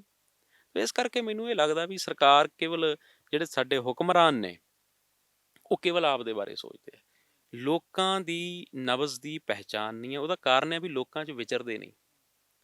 ਇੱਕ ਮੈਂ ਦੇਖੋ, ਮੈਂ ਪਬਲਿਕ ਐਡਮਿਨਿਸਟ੍ਰੇਸ਼ਨ ਦਾ ਸਟੂਡੈਂਟ ਹਾਂ, ਤਾਂ ਅਸੀਂ ਜਦੋਂ ਪਾਲਿਸੀ ਮੇਕਿੰਗ ਬਾਰੇ ਪੜ੍ਹਾਉਂਦੇ ਆ ਨਾ, ਤਾਂ ਅਸੀਂ ਉਹਦੇ 'ਚ ਇਹ ਦੱਸਦੇ ਹੁੰਦੇ ਵੀ ਯਾਰ ਦੋ ਕਿਸਮ ਦੀ ਪਾਲਿਸੀ ਅਪਰੋਚ ਹੁੰਦੀ ਹੈ। ਇੱਕ ਨੂੰ ਕਹਿੰਦੇ ਆ ਟੌਪ ਡਾਊਨ ਅਪਰੋਚ, ਇੱਕ ਹੁੰਦੀ ਆ bottom up approach. Top down 'ਚ ਕੀ ਹੁੰਦਾ ਹੈ ਵੀ ਫੈਸਲੇ ਉੱਪਰੋਂ ਆਉਂਦੇ ਨੇ, ਥੱਲੇ ਲਾਗੂ ਕੀਤੇ ਜਾਂਦੇ ਆ। ਬਾਟਮ ਅਪ 'ਚ ਕੀ ਹੁੰਦਾ, ਫੈਸਲੇ ਥੱਲਿਓਂ ਜਾਂਦੇ ਨੇ ਤੇ ਉੱਪਰ ਵਾਲੇ ਉਹਨਾਂ ਨੂੰ ਘੜਦੇ ਨੇ ਬਸ ਵੀ ਹਾਂ ਆਹ ਫੈਸਲਾ ਅਸੀਂ ਕਰਾਂਗੇ। ਸਥਿਤੀ ਦੇ ਮੁਤਾਬਕ ਫੈਸਲਾ ਲੈਣਾ ਹੁੰਦਾ। ਕਈ ਥਾਵਾਂ ਤੇ ਤਾਂ ਟੌਪ ਡਾਊਨ ਹੀ ਚੱਲੂ, ਉੱਤੋਂ ਫੈਸਲਾ ਉਹ ਥੱਲੇ ਚੱਲੂ। ਕਈ ਥਾਵਾਂ ਤੇ ਸਾਨੂੰ ਥੱਲਿਓਂ ਰਾਏ ਲੈਣੀ ਪਊਗੀ, ਰਾਏਸ਼ੁਮਾਰੀ ਥੱਲਿਓਂ ਹੋਣੀ ਚਾਹੀਦੀ ਹੈ। ਤਾਂ ਮੈਨੂੰ ਲੱਗਦਾ ਵੀ ਜਿਹੜੇ ਕਰੋਨਾ ਦੀਆਂ ਜਿਹੜੀਆਂ ਸਥਿਤੀਆਂ ਨੇ ਨਾ, ਜਾਂ ਜਿਸ ਤਰ੍ਹਾਂ ਦੇ ਹਾਲਾਤ ਬਣੇ ਹੋਏ ਨੇ, ਇਹਦੇ 'ਚ ਫੈਸਲਾ ਬਾਟਮ ਅਪ ਹੋਣਾ ਚਾਹੀਦਾ ਸੀ। ਇਹਦੇ 'ਚ ਫੈਸਲਾ ਉੱਪਰੋਂ ਨਹੀਂ ਸੀ ਆਉਣਾ ਚਾਹੀਦਾ। ਹੁਣ ਚੰਡੀਗੜ੍ਹ ਏਸੀ ਦਫ਼ਤਰ 'ਚ ਬੈਠਾ ਬਾਬੂ ਜਿਹੜਾ, ਉਹ ਫੈਸਲਾ ਘੜ ਦਿੰਦਾ ਵੀ 5 ਵਜੇ ਬੰਦ ਹੈ। ਉਹਨੂੰ ਪਤਾ ਹੀ ਨਹੀਂ ਹੈ ਵੀ 5 ਵਜੇ ਜਿਹੜਾ ਹੈਗਾ ਵੀ ਦਿਹਾੜੀਦਾਰ ਦੀ 5:30 6 ਵਜੇ ਤਾਂ ਉਹਦੀ ਛੁੱਟੀ ਹੁੰਦੀ ਹੈ। ਉਹ ਕਿੱਥੋਂ ਜਾਊਗਾ ਬਾਜ਼ਾਰ 'ਚ? ਜਿਹੜੇ ਲੋਕ ਦੂਰ ਦਰੇਡੇ ਕੰਮ ਕਰਦੇ ਆ, ਜੇ ਉਹ 3 ਵਜੇ ਵੀ ਆਪਦੇ ਦਫ਼ਤਰੋਂ ਚੱਲਣ, 5 ਵਜੇ ਫਿਰ ਮਸਾਂ ਪਹੁੰਚਣਗੇ। ਯਾਰ ਕੀ ਫੈਸਲੇ ਲਈਏ? ਮਤਲਬ ਮੈਨੂੰ ਸ਼ੱਕ ਪੈਂਦਾ ਵੀ ਕੀ ਜਿਹੜੀ ਸਾਡੀ ਬਿਊਰੋਕ੍ਰੇਸੀ ਹੈ, ਜਿਹਨੂੰ ਸਟੀਲ ਫਰੇਮ ਕਹਿੰਦੇ ਹੁੰਦੇ ਸੀ ਕਦੇ ਇੰਡੀਅਨ ਪ੍ਰਬੰਧ ਦਾ, ਉਹ ਇੰਨੀ ਨਕਾਰਾ ਹੋ ਚੁੱਕੀ ਹੈ ਵੀ ਉਹ ਇਨੋਵੇਟਿਵ ਸੋਲੂਸ਼ਨ ਸੋਚਣ ਤੋਂ ਇੰਨੀ ਯਾਰ ਅਸਮਰਥ ਹੋ ਚੁੱਕੀ ਹੈ। ਸ਼ਰਮ ਆਉਂਦੀ ਆ ਸਾਨੂੰ। ਪਿਛਲੇ ਸਾਲ ਤਾਂ ਲੋਕਾਂ ਨੇ ਝੱਲ ਲਿਆ ਸਾਰਾ ਕੁਝ। ਕਿ ਆਪਾਂ ਜੇ ਪੁਲਿਸ ਦੀ ਕੁੱਟ ਦੀ ਗੱਲ ਕਰੀਏ, ਜਿਹੜੀ ਪਿਛਲੇ ਸਾਲ ਉਹਨਾਂ ਤੇ ਹੋਈ ਹੈ, ਅਣਮਨੁੱਖੀ ਤਸ਼ੱਦਦ ਤੋਂ ਘੱਟ ਨਹੀਂ ਸੀ। ਕਿਸੇ ਨੂੰ, ਬਜ਼ੁਰਗਾਂ ਨੂੰ ਦੇਖਿਆ ਗਿਆ, ਡੰਡੇ ਵਰਾ ਦਿੱਤੇ ਗਏ। ਇਸ ਸਾਲ ਵੀ ਹੁਣ ਫਗਵਾੜੇ ਦੀ ਵੀਡੀਓ ਵਾਇਰਲ ਹੁੰਦੀ ਹੈ ਕਿ ਇੱਕ ਗਰੀਬ ਦਿਹਾੜੀਦਾਰ ਹੈ, ਇੱਕ SHO ਆਉਂਦਾ ਹੈ ਤੇ ਉਹਦੀ ਮਿਰਚਾਂ ਵਾਲੀ ਜਿਹੜੀ ਟੋਕਰੀ ਹੈ ਉਹਦੇ ਉੱਤੇ ਲੱਤ ਮਾਰ ਕੇ ਸਾਰਾ ਕੁਝ ਖੰਡਾ ਦਿੰਦਾ ਹੈ। ਤਾਂ ਜਿਹੜੇ ਲੋਕ ਟੈਕਸ ਭਰਦੇ ਨੇ, ਸਰਕਾਰ ਦੀ ਹਰ ਹੀਲੇ ਸਹਾਇਤਾ ਕਰਦੇ ਨੇ, ਜਿਨ੍ਹਾਂ ਦੇ ਟੈਕਸਾਂ ਦੇ ਨਾਲ ਸਰਕਾਰਾਂ ਨੂੰ, ਇਹਨਾਂ ਪੁਲਿਸ ਵਾਲਿਆਂ ਨੂੰ ਤਨਖਾਹਾਂ ਮਿਲਦੀਆਂ ਨੇ, ਤਾਂ ਉਹਨਾਂ ਦੀ ਇਸ ਤਰ੍ਹਾਂ ਦੀ ਜਿਹੜੀ ਉਹਨਾਂ ਨਾਲ ਕੁੱਟਮਾਰ ਕੀਤੀ ਜਾਂਦੀ ਹੈ ਜਾਂ ਦੁਰਵਿਵਹਾਰ ਕੀਤਾ ਜਾਂਦਾ, ਲੱਗਦਾ ਨਹੀਂ ਕਿ ਇੱਕ ਬਹੁਤ ਵੱਡਾ ਇੱਕ ਇਨਕਲਾਬ ਵੀ ਠਾਲ ਸਕਦਾ, ਲੋਕ ਰੋਹ ਨੂੰ ਪੈਦਾ ਕਰ ਸਕਦਾ ਹੈ ਸਰਕਾਰਾਂ ਦੇ ਖਿਲਾਫ, ਜਿਹੜਾ ਸਰਕਾਰਾਂ ਨੂੰ ਸਾਂਭਣਾ ਬੜਾ ਔਖਾ ਹੋ ਜਾਵੇਗਾ? ਦੇਖੋ, ਉਹ ਜਿਹੜਾ ਲੋਕ ਰੋਹ ਆ ਉਹ ਪਣਪ ਰਿਹਾ, ਉਹ ਅਜੇ ਕਿਉਂਕਿ ਨੀਹਾਂ ਦੇ ਥੱਲੇ ਪਣਪ ਰਿਹਾ, ਇਸ ਕਰਕੇ ਸਰਕਾਰ ਨੂੰ ਉਹ ਸਿੱਧੇ ਰੂਪ 'ਚ ਦਿਖ ਨਹੀਂ ਰਿਹਾ। ਪਰ ਉਹ ਜਦੋਂ ਵੀ ਉੱਠਿਆ, ਉਹ ਲਾਵਾ ਬਣ ਕੇ ਉੱਠੂਗਾ। ਦੂਸਰੀ ਗੱਲ ਇਹ ਆ ਵੀ ਪਿਛਲੇ ਸਾਲ, ਜਿਵੇਂ ਤੁਸੀਂ ਗੱਲ ਕੀਤੀ ਆ, ਪਿਛਲੇ ਸਾਲ ਅਸਲ 'ਚ ਕਰੋਨਾ ਬਿਲਕੁਲ ਨਵੀਂ ਸਥਿਤੀ 'ਚ ਸੀਗਾ ਤੇ ਲੋਕਾਂ ਨੂੰ ਇਹਦੇ ਬਾਰੇ ਅੰਦਾਜ਼ਾ ਨਹੀਂ ਸੀ। ਤਾਂ ਜਿਸ ਤਰ੍ਹਾਂ ਦੇ ਵੀ ਸਾਨੂੰ ਹੱਲ ਦੱਸੇ ਗਏ, ਲੋਕਾਂ ਨੇ ਉਹਨੂੰ ਸਮਰਥਨ ਕੀਤਾ। ਪਿਛਲੇ ਸਾਲ ਤੁਹਾਡੀ ਬਿਲਕੁਲ ਗੱਲ ਠੀਕ ਹੈ ਵੀ ਲੋਕਡਾਊਨ ਨੂੰ ਜਨ ਸਮਰਥਨ ਵੀ ਸੀਗਾ। ਉਸ ਤੋਂ ਬਾਅਦ ਇਹ ਸੀ ਵੀ ਜਿੱਥੇ ਜਦੋਂ ਪੁਲਿਸ ਦੀ ਕੁੱਟਮਾਰ ਦੀਆਂ ਘਟਨਾਵਾਂ ਆਈਆਂ, ਉੱਥੇ ਲੋਕਾਂ ਦੀ ਰਾਏ ਵੀ ਡਿਵਾਈਡਡ ਸੀ। ਅੱਧੇ ਲੋਕ ਪੁਲਿਸ ਦੇ ਪੱਖ 'ਚ ਸੀਗੇ ਵੀ ਪੁਲਿਸ ਠੀਕ ਕਰ ਰਹੀ ਹੈ, ਜੇ ਇਹਨਾਂ ਨੂੰ ਰੋਕ ਰਹੀ ਹੈ, ਬਾਹਰ ਕੁੱਟ ਰਹੀ ਹੈ, ਮਾਰੇ ਤਾਂ ਠੀਕ ਕਰ ਰਹੀ ਹੈ। ਅੱਧੇ ਲੋਕ ਇਹਦੇ ਖਿਲਾਫ ਸੀ। ਇਸ ਸਾਲ ਸਥਿਤੀਆਂ ਉਲਟ ਨੇ, ਕਿਉਂਕਿ ਇੱਕ ਤਾਂ ਹੁਣ ਕਿਸਾਨ ਅੰਦੋਲਨ ਹੋ ਗਿਆ ਜਾਂ ਜਿਹੜੇ ਹੋਰ ਕੱਟ-ਕੁੱਟ ਹੋਏ, ਉਹਨਾਂ ਨੇ ਕੁਝ ਮਿੱਥਾਂ ਜਿਹੜੀਆਂ ਸੀਗੀਆਂ ਕਰੋਨਾ ਬਾਰੇ ਤੋੜਤੀਆਂ। ਉਹ ਕਰੋਨਾ ਬਾਰੇ, ਅੱਛਾ, ਫਿਰ ਲੋਕਾਂ ਨੂੰ ਥੋੜ੍ਹੀ ਜਿਹੀ ਜਾਗਰੂਕਤਾ ਵੀ ਆਈ, ਲੋਕਾਂ ਨੂੰ ਇਹ ਸਮਝ ਵੀ ਲੱਗ ਗਈ ਵੀ ਹਾਂ ਯਾਰ, ਸਰਕਾਰਾਂ ਇਹਨੂੰ ਵਰਤ ਵੀ ਰਹੀਆਂ ਨੇ। ਅੱਜ ਬੇਸ਼ੱਕ ਕਰੋਨਾ ਦੀ ਜਿਹੜੀ ਦੂਜੀ ਵੇਵ ਦੇ ਵਿੱਚ ਲੋਕ ਇਹ ਗੱਲਾਂ ਜਦੋਂ ਚੱਲਦੀਆਂ ਨੇ, ਤਾਂ ਲੋਕਾਂ ਦੇ ਮਨ 'ਚ ਇਹ ਗੱਲ ਬੈਠੀ ਹੋਈ ਆ ਵੀ ਯਾਰ ਕੁਛ ਮਰਜ਼ੀ ਹੋ ਜਾਏ, ਵੀ ਸਰਕਾਰ ਇਹਨੂੰ ਆਪਣੇ ਹਿਸਾਬ ਨਾਲ ਵਰਤ ਵੀ ਰਹੀ ਹੈ। ਇਹਦੇ 'ਚ ਜਿਹੜੀ ਪੁਲਿਸ, ਮੈਂ ਜਿਹੜੇ ਫਗਵਾੜੇ ਦੀ ਘਟਨਾ ਦੀ ਤੁਸੀਂ ਗੱਲ ਕੀਤੀ ਹੈ, ਤਾਂ ਫਗਵਾੜੇ ਦੀ ਘਟਨਾ ਦੇ ਵਿੱਚ ਤੋਂ ਬਾਅਦ ਮੈਂ ਦੋਨੋਂ ਪੱਖ ਸੁਣੇ ਬਿਨਾਂ ਗੱਲ ਛੇਤੀ ਕਿਤੇ ਨਹੀਂ ਕਰਦਾ। ਤਾਂ ਮੈਂ ਉਹ SHO ਦਾ ਪੱਖ ਵੀ ਸੁਣਿਆ, SHO ਦਾ ਵੀ ਬਿਆਨ ਸੁਣਿਆ। ਤਾਂ ਉਹਦੇ 'ਚੋਂ ਕਹਿੰਦਾ ਵੀ ਮੈਂ ਤਾਂ ਜੀ ਫਗਵਾੜੇ ਦੇ ਲੋਕਾਂ ਦੀ ਰਾਖੀ ਵਾਸਤੇ ਇੱਦਾਂ ਕਰ ਰਿਹਾ ਸੀ। ਪਰ ਤੁਸੀਂ ਇਹ ਦੇਖੋ ਵੀ ਲੋਕਾਂ ਦੀ ਰਾਖੀ ਵਾਸਤੇ ਕਰ ਰਿਹਾ ਸੀ, ਪਰ ਫਗਵਾੜੇ ਦੇ ਲੋਕ ਉਸ SHO ਦੇ ਹੱਕ 'ਚ ਆਏ ਨਹੀਂ। ਇਹਦਾ ਮਤਲਬ ਇਹ ਆ ਵੀ ਲੋਕ ਹੁਣ ਇਸ ਬਿਆਨ ਦਾ ਜਿਹੜਾ ਖੋਖਲਾਪਣ ਉਹਨੂੰ ਸਮਝ ਚੁੱਕੇ ਆ। ਪੰਜਾਬ ਪੁਲਿਸ ਜਿਹੜੀ ਹੈ, ਇਹਦੇ ਬਾਰੇ ਚਲੋ ਇਹਦੇ 'ਚ ਸੋਸ਼ਲ ਮੀਡੀਆ ਦੀ ਵੀ ਇੱਕ ਭੂਮਿਕਾ ਰਹੀ। ਹਾਲਾਂਕਿ ਜੋ ਉਸ SHO ਨੇ ਕੀਤਾ, ਉਹ ਪੰਜਾਬ ਦੇ ਹਰੇਕ ਜ਼ਿਲ੍ਹੇ 'ਚ, ਹਰੇਕ ਤਹਿਸੀਲ 'ਚ ਆਮ ਹੋਣ ਵਾਲਾ ਵਰਤਾਰਾ ਇੱਕ। ਉਹ ਪੁਲਿਸ ਦੇ ਬਿਹੇਵੀਅਰ ਦੇ ਵਿੱਚ, ਖਾਸ ਤੌਰ 'ਤੇ ਪੰਜਾਬ ਪੁਲਿਸ ਦੇ ਬਿਹੇਵੀਅਰ ਦੇ ਵਿੱਚ ਇੱਕ ਆਮ ਸਧਾਰਨ ਵਰਤਾਰਾ ਹੈ। ਉਹ ਆਮ ਸਧਾਰਨ ਹੁੰਦਾ ਹੈ। ਫਰਕ ਸਿਰਫ ਇਹ ਰਿਹਾ ਵੀ ਉਹ ਘਟਨਾ ਕੈਮਰੇ 'ਚ ਕੈਚ ਹੋ ਗਈ ਤੇ ਵਾਇਰਲ ਹੋ ਗਈ। ਨਹੀਂ ਤਾਂ ਕਈ ਵਾਰੀ ਪਹਿਲੀ ਗੱਲ ਤਾਂ ਕੈਮਰੇ 'ਚ ਐਸੀ ਘਟਨਾ ਕੈਚ ਬਹੁਤ ਘੱਟ ਹੁੰਦੀ ਹੈ, ਜੇ ਹੋ ਜੇ ਤਾਂ ਕਈ ਵਾਰੀ ਜਿਹੜੇ ਪੱਤਰਕਾਰ ਹੁੰਦੇ ਨੇ ਉਹ ਵੀ ਮਤਲਬ ਥਾਣੇਦਾਰਾਂ ਨਾਲ ਇਸ ਤਰ੍ਹਾਂ ਸਮਝੌਤਾ ਪੁਲਿਸ ਨਾਲ ਕਰ ਲੈਂਦੇ ਹੁੰਦੇ, ਸੈਟਿੰਗ ਜੀ ਹੋ ਜਾਂਦੀ ਉਹਨਾਂ ਦੀ। ਇਹ ਕੇਸ 'ਚ ਜਦੋਂ ਆ ਗਈ ਬਾਹਰ ਤਾਂ ਮੋਮੈਂਟਰੀ ਜਸਟਿਸ ਵੀ ਹੋਇਆ, ਸੋਸ਼ਲ ਮੀਡੀਆ ਤੇ ਜਦੋਂ ਰੌਲਾ ਪਿਆ ਉਹਦਾ ਤੁਰੰਤ ਪ੍ਰਭਾਵ ਵੀ ਹੋਇਆ। ਸਰਕਾਰ ਦੇਖੋ, ਮੈਂ ਜਿਵੇਂ ਪਹਿਲਾਂ ਗੱਲ ਕਰਕੇ ਹਟਿਆ ਵੀ ਸਰਕਾਰ ਨੂੰ ਸੋਸ਼ਲ ਮੀਡੀਆ ਦਾ ਮਹੱਤਵ ਪਤਾ ਲੱਗ ਚੁੱਕਿਆ, ਤਾਂ ਸਰਕਾਰ ਨੇ ਜਦੋਂ ਵਾਇਰਲ ਹੁੰਦੀ ਦੇਖੀ ਤਾਂ ਉਹਨੂੰ ਤੁਰੰਤ ਸਸਪੈਂਡ, ਉਹਨੂੰ ਪਹਿਲਾਂ ਬਦਲੀ ਕੀਤੀ, ਐਸਐਸਪੀ ਨੇ ਤਾਂ ਬਦਲੀ ਕੀਤੀ, ਸਰਕਾਰ ਨੇ ਸਸਪੈਂਡ ਕਰਤਾ। ਹੁਣ ਉਹਦੀ ਬਰਖਾਸਤਗੀ ਦੀ ਮੰਗ ਵੀ ਉੱਠਣ ਲੱਗ ਗਈ। ਪਰ ਇਹਦੇ ਨਾਲ ਇੱਕ ਸਵਾਲ ਹੋਰ ਜੁੜਦਾ, ਇਹ ਦੇਖੋ ਇਹ ਤਾਂ ਸੀ ਸੋਸ਼ਲ ਮੀਡੀਆ ਦੀ ਤਾਕਤ ਵੀ ਹਾਂ ਜੇ ਇੱਕ ਚੀਜ਼ ਸਾਹਮਣੇ ਆਉਂਦੀ ਹੈ, ਲੋਕ ਉਹਦੇ ਤੇ ਬੋਲਦੇ ਆ ਤਾਂ ਸਰਕਾਰ ਨੂੰ ਉਹਦੇ ਤੇ ਐਕਟ ਕਰਨਾ ਪੈਂਦਾ। ਇਹਦੇ ਚੋਂ ਪਹਿਲਾ ਸਬਕ ਤਾਂ ਇਹ ਮਿਲਦਾ ਵੀ ਜੇ ਲੋਕ ਬੋਲਣਗੇ ਤਾਂ ਸਰਕਾਰ ਐਕਟ ਕਰੂਗੀ। ਇਟ ਮੀਨ ਕਿ ਜਿਵੇਂ ਦੀ ਲੋਕਾਂ ਦੀ ਭਾਵਨਾ ਹੋਊਗੀ ਸਰਕਾਰ ਨੂੰ ਉਹਦੇ ਮੁਤਾਬਕ ਹੀ ਐਕਟ ਕਰਨਾ ਪਊਗਾ, ਤੇ ਸਰਕਾਰ ਕਰਦੀ ਹੈ।